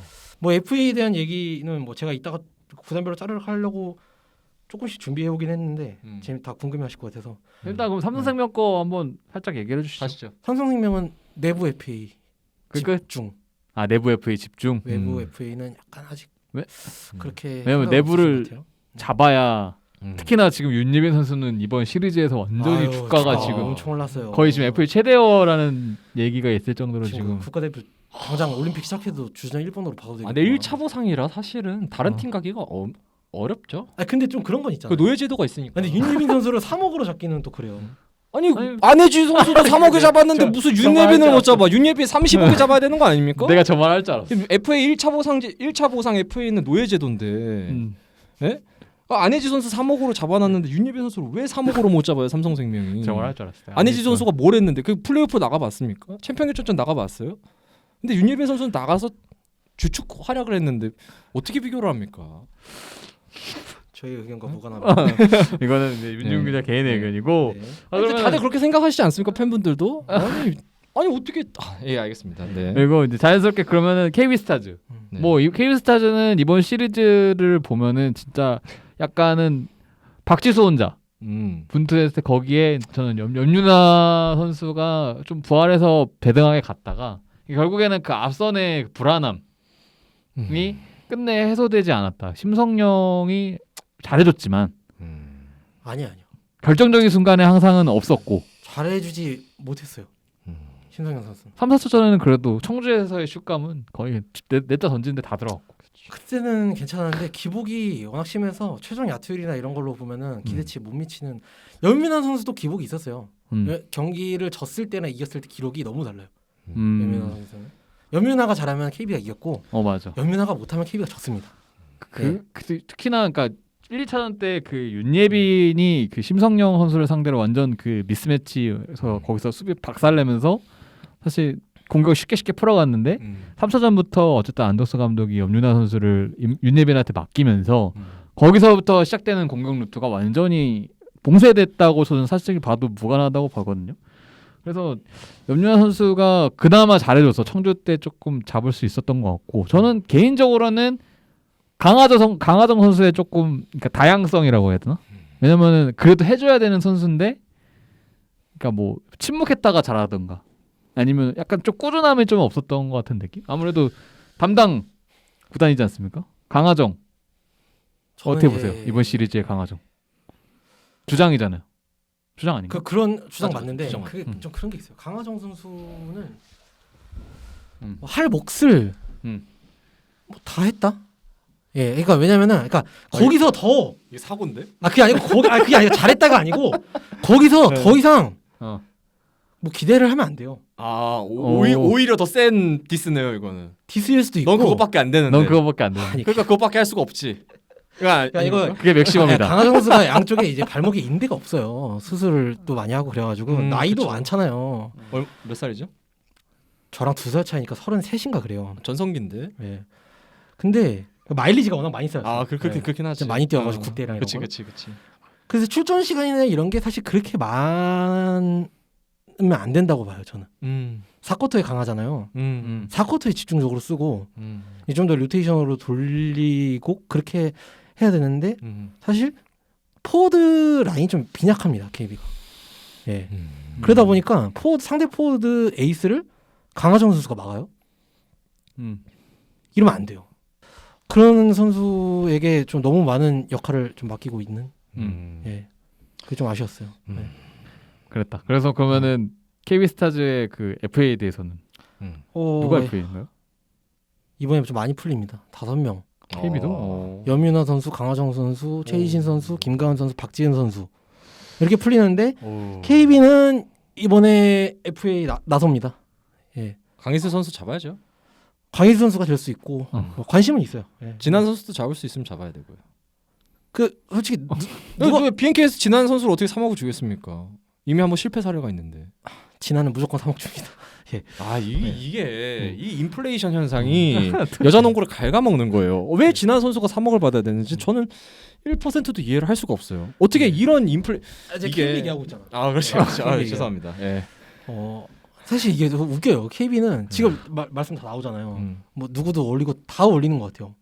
강희슬도 어울리는 것 같고 윤지빈도 어울리는 것 같고 진한도 어울리는 것 같아요. 그러니까 그만큼 문제가 뭐냐면은 박지수를 제외한 모든 포지션이 아쉬워요 다. 예. 아마 그래서 좀 다 이제 레이더망에 올려두고 있는 선수가 있어요. 네. 와, 근데 KB도 셀러리가 3억? 셀러리가 거의 꽉 찼어요 지난 시즌 기준. 그래서 그 셀러리 5명이 FA가 되는데 여기서 어떤 선수를 잡고 뭐 그런 식으로 정리를 하는 게 되게 중요하죠. 강하정 선수는 잡지 않을까요? 그래도 상징성 있는 선수인데. 그 뭐 굳이 그렇게 풀로 이렇게 채울 수는 없겠지만 그래도 좀 하지 않을까요? 1억 미만으로 잡으면 되잖아요. 1억 미만으로 강하정 선수가 남을까요? 다른 팀 가도 못 봤는데 이거 어떻게? 그건 잘 모르겠어요. 그거나 좀 지켜보셔야 될 것 같습니다. 네 그렇고 그럼 다음은 우리은행. 이제는 플레이오프 이제 챔피언 결정전 얘기를 어떻게 하는지 모르겠는데 자꾸 얘기가 딴 데로 새는데 챔피언 결정전 했던 두 팀은 이렇게 해서 정리가 됐으면 좋겠고 그러니까 우리은행의 이제 FA 위주로. 아 FA. 우리은행은 당연히 다른 선수들 관심이 있습니다. 근데 절대로 무서워요. 왜냐면은 지난 시즌에 유일하게 셀러리 캡을 다 채웠던 팀이 100%였던 팀이 우리은행인데 여기에 올해 김소니아 선수가 1차로 나옵니다. 근데 김소니아를 3억에 안 지를 선수가 팀은 아무도 없어요. 모든 팀이 3억에 나오면 3억에 다 삽니다. 김소니아 선수는. 눈이 작아지고 있어. 예. 그렇기 때문에 우리은행은 무조건 김소니아 선수한테 3억을 줘야 돼요. 근데 김소니아 선수를 안 잡을 수는 없어요. 우리은행이. 그치. 예. 그렇죠. 예. 놓치면 안 되죠. 놓치면 안 되지. 무조건 진짜로 대체 불가 선수입니다. 우리은행이. 근데 여기서 박지원 선수 올해 너무 잘했죠. 올려줘야 돼요. 예. 그럼 뭐 이미 100%인데 여기서 셀러리를 뭐 다른 선수를 영입할 그런 게 아무도 안 나요. 김정은 선수랑 박혜진 선수는 연봉 삭감 요인이 확실한데 박희진 선수는 연봉이 삭감이 힘들 겁니다 아마. 예. 김정은 선수는 깎일 수도 있겠죠. 거의 시즌 나오시면은 절반 이상으로. 아니 그러니까 보여주는 그 실적이 떨어지잖아요. 근데 저는 그거 좀 너무한 것 같지 너무하다고 생각해. 왜냐면 나는 이게 왜?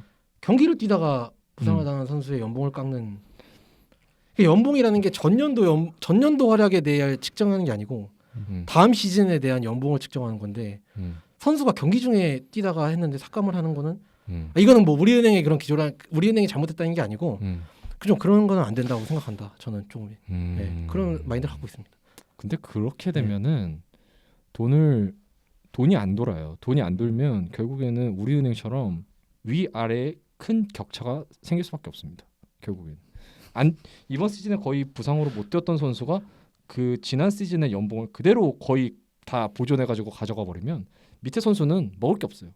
그러면은 중간은 어떻게 됩니까? 비게 돼요. 근데 이 선수한테 중간에 선수를 또 채워주려면 밑에 선수를 또 후려쳐야 됩니다. 위에를 안 깎았으니까 아래를 쳐야 돼. 그럼 아래 선수들은 뭐가 돼? 아 이거 못 해먹겠네 하고선 나가는 거예요. 그냥. 그럼 아마 김정은 선수 깎일 거예요. 네, 깎이는 건데 이게 악순환의 반복입니다. 네, 얼마나 그렇게 될지가 중요하고 그건 우리은행은 뭐 사인앤트레이드나 뭐 이런 게 아니라면은 근데 사인앤트레이드 할 자원이 있나? 지금도 못 빠듯하잖아. 나오는 선수들 있잖아요. 나올 만한데 못 나온 선수들이 좀 있었죠.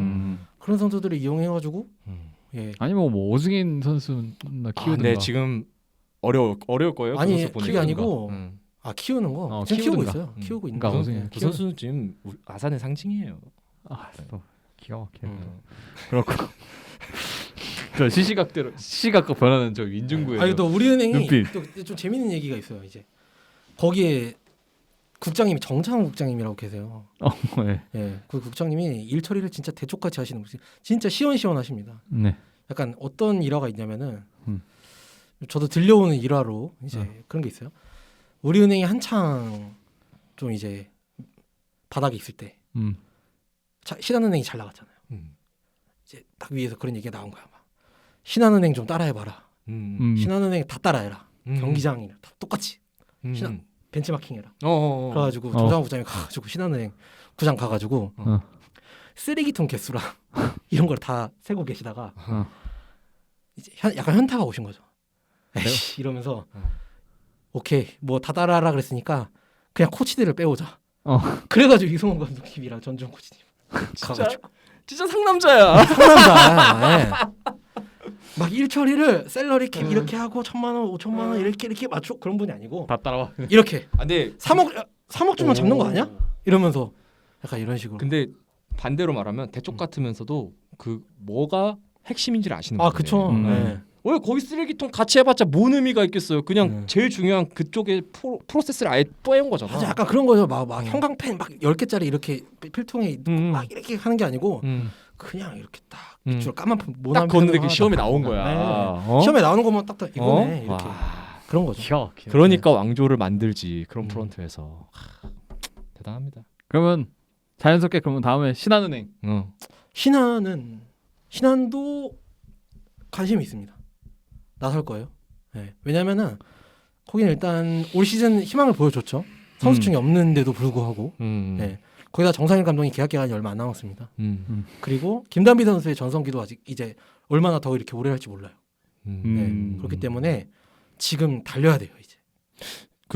저는 진한 선수가 만약에 3억에 묶이지 않아서 만약에 그 팀을 나오게 된다면 아니요. 그 진한 선수는 그냥 무조건 묶여요. 그러니까 근데 그렇게 되겠지. 네. BNK도 성적 내야죠. 29점 넣었는데 성적 내야지. 완전히 말도 안 되는 경기였는데. 근데 오케이 그건 알겠는데 3억으로 안 묶였을 때 그런 이변이 일어났을 때 저는 신한은행이 풀 배팅해서 데려올 것 같아요. 어차피 그 공감대도 있잖아요. 정상일 감독님과 그 예전에 오케이 예전에 그 공감대가 있기 때문에. 그리고 신한은행은 지금 센터가 필요합니다. 센터가 없는 팀이잖아요. 그래. 네, 무조건 필요하기 때문에. 김단비가 박주수를 막는. 네. 근데 뭐 한엄지, 진한 만약에 이렇게 같이 뛰어다닌다고 생각해, 와 재밌겠는데. 그리고 뭐 센터 얘기가 나왔으니까 김연희 선수 같은 경우에는 재활이 그렇게 썩 순조롭진 않은가 봐요. 아직도 통증이 조금 있어서. 아이고. 예, 조금 재활이 좀 더디다고 하고. 예. 어쨌든 신한은행도 확실히 배팅을 할지 모르겠는데 관심은 있어요. 예. 레이더망에 올려두고 있는 선수들이 있습니다. 관심. 예. 저도 관심이 있습니다. 예. 넘어가시고. 다음은 이제 플레이오프 탈락 팀들. 하나원큐. 하나원큐 같은 경우는 사실 6라운드 때 그냥 모든 고춧가루도 이런 고춧가루가 없는. 너무 매웠죠. 너무 매콤한 고춧가루를 이훈재 감독님의 그 근심 어린 표정이 6라운드 때 항상 밝은 표정으로 바뀌게 만드는 경기력을 보여줬는데 하나원큐에서는 최대어죠. 강희수 선수가 FA로 풀리면서 사실은 그 시상식에서도 그 신인상을 탄 강유림 선수가 강희 선수의 그 남아줬으면 좋겠다라는 거를 본인이 할 얘기를 할 정도로 굉장히 아마 강희수 선수가 지금 남냐 가냐 왜냐면 워낙 아까 말했지만 KB스타즈도 관심이 있다고 그러고 아마 뭐 가능한 모든 팀들이 지금 다 이렇게 한번 찔러보고 관심을 가질 텐데 하나원큐의 FA는 좀 하나원큐도 무조건 강희수 잔류. 강희수 선수 잔류를 예상하고 있고 예상하고 있는데 잘 모르겠어요. 이제 그렇게 녹록하지는 않을 거예요. 쉽지는 않을 거예요 아마. 저 남는다고 봅니다. 예. 자신을 확신합니다. 저는 강일스 선수가 새 가슴이 아니라고 생각해요. 예. KB 스타즈나 다른 곳에 가서 우승을 위해서 용의 꼬리가 될 바에는 차라리 거기 간다고 용의 꼬리가 되지 않아. 꼬리가 되지 당연히. KB 스타즈 가면 박지 선수가 있는데 어떻게 머리가 되겠습니까? 몸통이 될 수도 있는 거예요. 몸통이 될 수. 머리가 돼야 된다. 용은 머리와 꼬리가 장어도 꼬리가 제일 중요하잖아요. 꼬리가 중요하면 꼬리 하면 되지. 뭔 소리야? 근데 저는 강인 선수가 잔류할 것 같아요. 뭐 그런 건 있어요. 강일수 선수가 그게 있어요. 그 신세계에서 하나은행으로 바뀐 뒤로 네. 강일수 선수가 처음으로 뽑힌 신인이에요. 상징성이 있구나. 성골이네. 진짜 성골 중에 성골. 공채네 공채. 네, 일기네, 일기. 네, 그냥 하나은행 프랜차이즈 역사상 첫 신인. 거기서 만약에 진짜 계속 이제 원맨으로 남아가지고 그렇게 하면은 의미가 있겠죠. 뭐 그런 것 때문에 조금 감성적으로 딱 이제 하나원큐가 그런 걸 잘 자극해가지고 협상을 잘하면은 남을 수도 있는 거고. 근데 만약에 우승을 원한다면은 떠날 수도 있고. 근데 너무 젊어요. 반지원정 대하기엔 너무 젊지 않나? 강희 선수가? 근데 지금쯤 원래 그러니까 지금 딱 전성기 구간이잖아. 지금 보여줘야죠. 더. 폴 피어스도 보스턴 셀틱스의 폴 피어스도 정말 혼자 하다 안 돼가지고 결국엔 반지원정대 꾸려서 우승한 거 아닙니까? 케빈 가넷도 그렇고 레이 앨런도 그렇고 그들은 이해가 되잖아요. 그러니까 저도 강희 선수는 끝까지 보여줬으면 좋겠어요. 혼자 뭔가 이런 혼자가 아니잖아요. 신인지현 선수도 있고 또 거기에 있잖아요. 그러니까 저는 보여줄 수 있다고 충분히. 좀 뭐 남아도 재밌을 것 같고 네. 떠나도 재밌을 것 같아요. 리그가. 근데 KB스타즈 가면 너무 파괴적이다. 양극화가 좀 너무 전력의 파괴적이다. 양극화가 좀 심해져. 지금 거기가 외곽이 좀 흔들려서 그런 거지. 외곽에 강희슬이 있다 그러면은 저는 너무 무서운데. 박지수의 스크린을 받은 강희슬의 3점이면 기가 막히네. 아니 스크린을 받을 것까지 없어요. 사실 이제 KB를 상대하는 팀들이 기조가 다 더블 팀이기 때문에 그냥 오픈이 납니다. 무조건. 그러니까. 웹사이드에 있으면. 그러니까. 네. 와. 기가 막히네. 그렇고 마지막 중구형이 그렇게 마치는 팀 같지도 않은 팀. BNK. 사실 BNK는 시급한 게 사령탑 선임이죠. 곧 발표 날 거예요. 네, 감독 선임이 먼저 진행이 되고 그 다음에 이제 뭐 FA에 대한 그런 게 정해져야 될 텐데 좀 어떻게 나오고 있습니까? BNK는? 거기야 뭐 눈독 들이고 있는 선수는 작년부터 많았어요. 근데 일단 그 부산이라는 게 멀어요. 그렇죠. 똑같이 원정을 다녀도 힘듭니다. 네. 근데 뭐 그런 거 있어. 부산에 사는 부산 출신인 선수들한테 프리미엄이 될 수도 있고. 네. 그렇죠. 근데 뭐 아닌 선수들한테는 그게 약점이 될 수도 있죠. 근데 일단 저는 가장 중요한 거는 뭐 진한 선수는 3억으로 잡습니다. 무조건 잡습니다. 뭐 농담을 한 거예요. 민종우 기자도 다 알고 있는데. 네, 무조건 잡습니다. 노예제도의 네. 치명적인 약점이에요. 무조건 잡는데 문제는 그거죠. 뭐 다른 선수들 감독 선임이 그래서 가장 중요한 거. 누가 감독 오냐? 선임을 빨리 하는 게 누가 오고 지금 빨리 하는 이유 중 하나가 아마 그게 있을 거예요. 4월 1일부터 FA가 시작이거든요. 그 전에 우리 감독이 누구다. 네, 이걸 딱 알려줘야 돼요. 그렇죠. 네, 그래야 선수들이 오거든요. 다시 한번 여성 지도자를 선택했을 때는 굉장한 리스크를 안고 시작하는 거기 때문에 FA는 기대도 못할 것 같아요. BNK는 사실 지금 현재 있어서 여성 지도자가 지금 전종 감독님 정도면은 모르겠는데 그 이후에는 사실 신뢰도가 굉장히 많이 떨어지는 게 사실이기 때문에 저는 만약에 또 한 번의 여성 지도자가 선임이 된다면 BNK는 앞으로 더 힘든 길을 걸어갈 수도 있다. 파멸의 길을 건다. 파멸까지는 잘 모르겠어요. 근데 많은 시선이 또 쏠리잖아요. 얘네 실패했었는데 또 이거 해? 라는 시선이 또 쏠릴 수 있잖아요. 그래서 저는 굉장히 큰 부담감을 안고 할 수 있을 거라 생각해요. 물론 그렇다고 해서 남자 지도자가 온다고 해서 100% 성공한다는 보장도 없겠죠. 네. 근데 또 모르겠네요. 근데 저는 그 코치님들 중에서 굉장히 좀 선수들의 신뢰를 많이 받는 코치님들이 분명히 있거든요.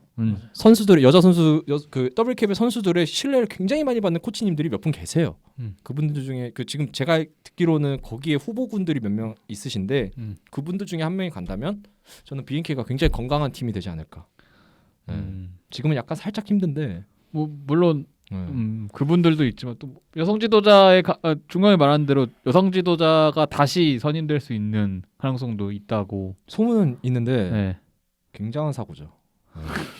큰 사고입니다. 그건. 뭐 FA 관련해 가지고 얘기가 나왔으니까 제가 좀 몇 가지 소식을 좀 전해드릴게요. 얼마 전에 국장회의가 또 열렸습니다. 오랜만에 구단들이 6개 구단의 국장님들이 다 모여가지고 챔프전 때? 챔프전 때 챔프전 당일날 3차전이었나? 4차전이었나? 네, 청주에서 열렸어요. 네, 청주에서 청주에서 했어요. 했어요. 그 이제 두 분 국장 경기를 치러야 되는 두 분 때문에 그쵸. 서울이 아니고 청주에서 모였습니다. 그쵸, 약간 그쵸. 배려를 해가지고 그래서 이제 되게 오랜만에 모인 아마 거의 시즌 시작하고 거의 처음 모인 원래 이 정도로 안 모이지 않는데 코로나 때문에. 코로나도 있었고 좀 그런 게 있어가지고 정말 모처럼 모여서 긴 회의를 했어요. 여러 가지 내년 시즌 구상에 대한 제도에 대한 뭐 몇 개가 나왔는데 FA 먼저 얘기가 나온 게 있는데 그 WKBL FA는 동 포지션 선수의 공헌도에 따라서 그 영입을 못하는 그렇죠. 네. 또 약간 그런 제도가 있어요. 그게 뭐냐면은 그 상위권 팀으로 너무 좋은 선수들이 다 몰리는 거를 쏠림 방지. 막으려고 아, 하는 진짜 제도인데 그거를 이번에 없애자는 얘기가 나왔대요. 당연한 거 아니? 진짜 예, 그렇죠. 예. 그래서 근데 없애자는 얘기가 나왔는데 저도 이거에 없애자고 하는 거에 의견은 저도 동조를 하는데 재밌는 거는 이거를 없애자고 한 게 상위 팀이 아니고 하위 팀들에서 나왔대요. 오. 하이 팀이라 그러면 두 팀밖에 없는데 아니죠. 하위권 팀 전 뭐 여기까지 얘기하겠습니다. 그래서 그래서 약간 좀 의아한 분위기로 갔다가 결론은 아직 안 났습니다. 이게 어떻게 될지 모르겠고 그리고 4위 팀이 우승을 했잖아요. 그게 있었어요. 이번 시즌 전부터 지금 여자농구 신인 드래프트가 1순위권이 나뉘어졌잖아요. 이제 그쵸. 최근에 4.8% 두 번 2년 연속 하면서 벽이 쳐졌어요. 1, 2, 3, 4, 5, 6. 근데 1, 2, 3위 팀은 아예 못 뽑습니다. 1순위 선수를. 벽이 쳐졌는데 이거를 이제 4위까지 플레이오프를 진출하니까 4위까지 확장. 4위까지로 나누자. 5, 6위만 뽑을 수 있게. 거의 2분의 1이네. 그런 얘기가 나왔어요. 또 나왔는데 그때 예전에 나왔을 때 작년에 나왔을 때 이것도 추후 논의로 하자. 이런 얘기가 됐습니다. 오늘 얘기가 다시 나왔어요. 오늘이 아니고 저번 회의 때 이번 회의 때 다시 나왔는데 이번에도 결론을 못 지었대요. 결국 이렇게 토론을 하다가. 근데 저는 이게 좀 너무 웃긴 게 뭐냐면은 이게 제도가 바뀌면 당장 이번 드래프트부터 바뀌는 거거든요. 그렇죠. 이게 너무 웃긴 거예요. 이게 바꾸려면 소급 조정을 하는 게 말이 돼요. 이게 당장 내년 시즌부터 바꾸던가 아니면 2년 뒤부터 이렇게 하겠다. 보통은 이렇게 하지. 유예 기간이 있지. 이거를 갑자기 올해 바꾼다고. 예전에 약간 그런 거잖아요. 외국인 재계약 단테스 못하게 할 때 갑자기 그 해부터 이렇게 해버리니까 약간 이런 거는 그러니까 제도의 지속성도 없고 예측 가능성도 없어요. 그러니까 미래에 대한 뭐 그 구상을 해봤자 구상을 하는 사람만 바보가 되는. 좀 너무 이 제도 WKBL은 제도를 바꾸는 게 손바닥 찢듯이 너무. 아마추어야 아마추어. 당장 이러다가 진짜 올해 갑자기 그냥 다시 외국인 들어올 수도 있어요. 그러니까 이런 큼지막한 사안을 정할 때는 몇 년씩 이렇게 해든 안 해든 똑같이 공정하게 해가지고 몇 년씩 지속하던가 아니면 뭐 내년부터 하던가 준비를 할 수 있게. 아니 갑자기 지금 이제 이해란 선수는 뭐 어떻게 생각합니까? 이게 제도가 갑자기 바뀌고 그러면 신인 선수들도 흔들리고 구단들도 이게 플랜을 짤 때 머리가 이상해지는 거예요 다. 이해란 때문에 그 다음 시즌부터는 못 하겠지. 다음 시즌부터 하자는 의견은 못 내겠지. 그러니까요. 이해란 선수가 있으니까. 네, 이해란 선수 때문에 그러는 건데.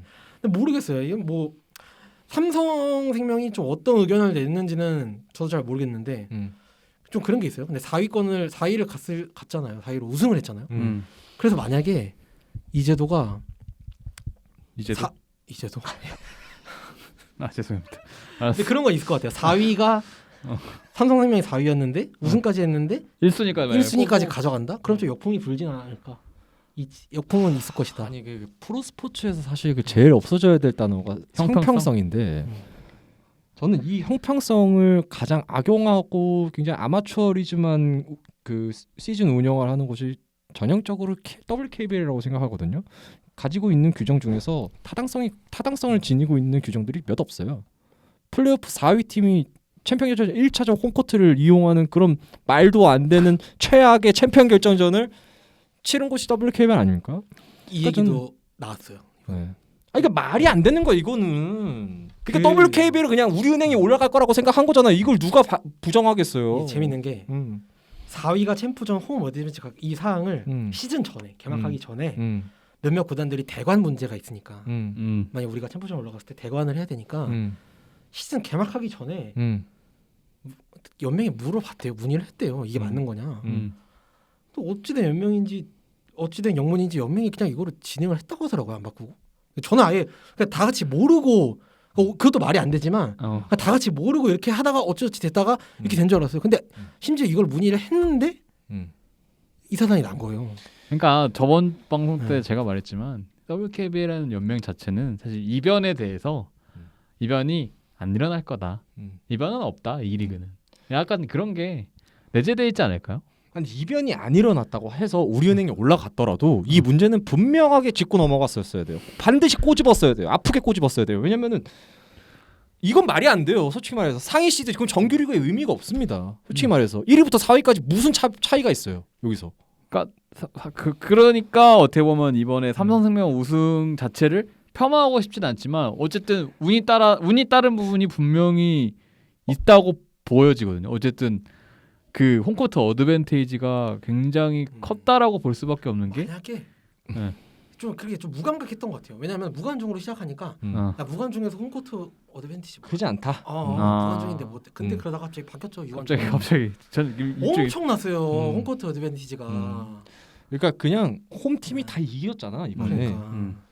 저는 이거 근데 삼성생명의 탓을 하는 거는 아닌 것 같긴 해. 그러니까 그들은 그냥 갑자기 떡이 굴러 들어온 거야. 운이 따른 거. 그러니까 원래 우승은 하늘이 점지해 준다라는 얘기가 하잖아요. 그러니까 뭐 이게 종교적인 걸 떠나서 임금의 감독이 같네요. 그러니까 모든 게 다 따라야 된다. 명이 뭐 어떻게 갑자기 챔피언십 시작하기 전에 이거 말이 안 됩니다.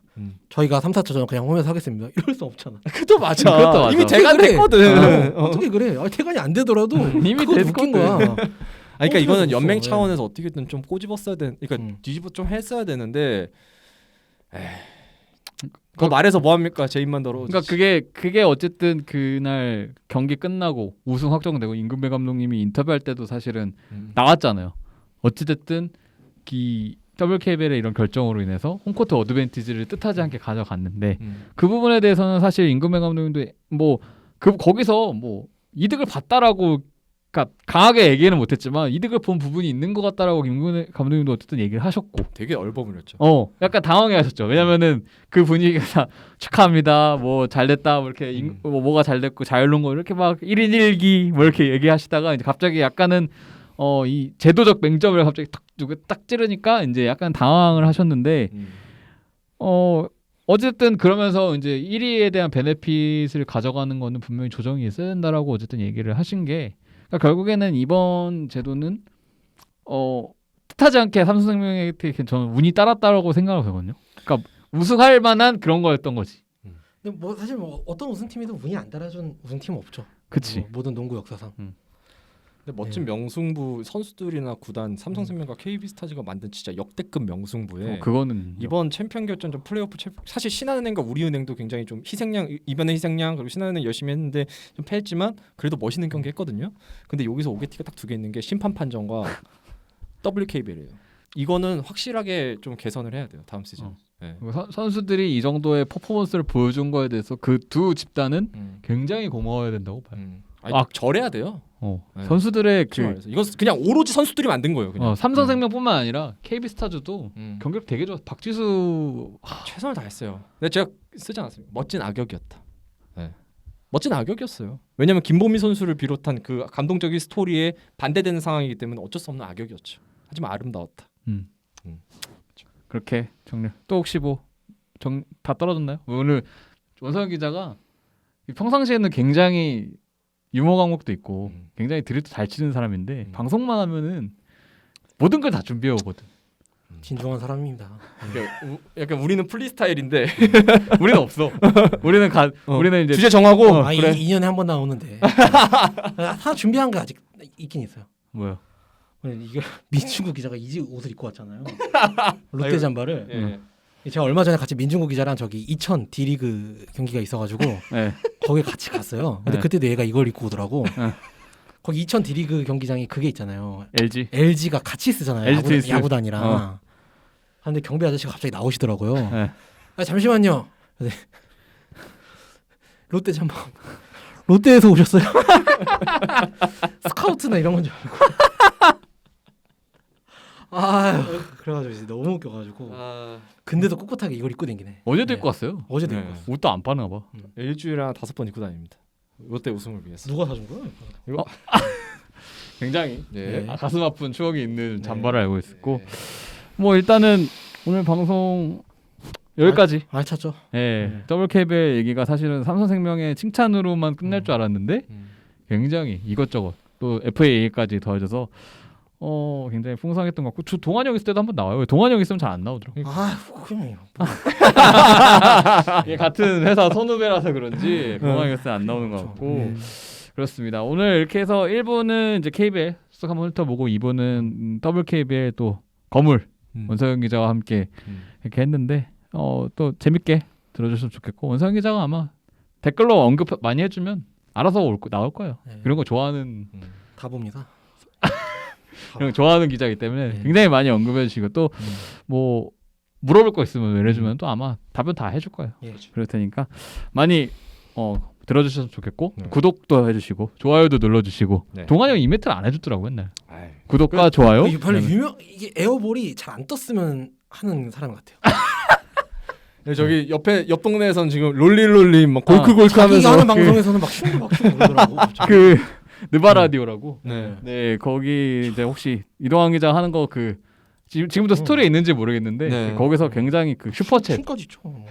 예, 굉장히 춤까지 추고 막 이랬는데 또 여기서도 춤 한번 출 수 있으면 좋을 것 같고요. 알겠습니다. 여기서 이제 방송 마무리하도록 하겠습니다. 그러면 저희는 다음 방송에서 뵙겠습니다. 감사합니다. 감사합니다.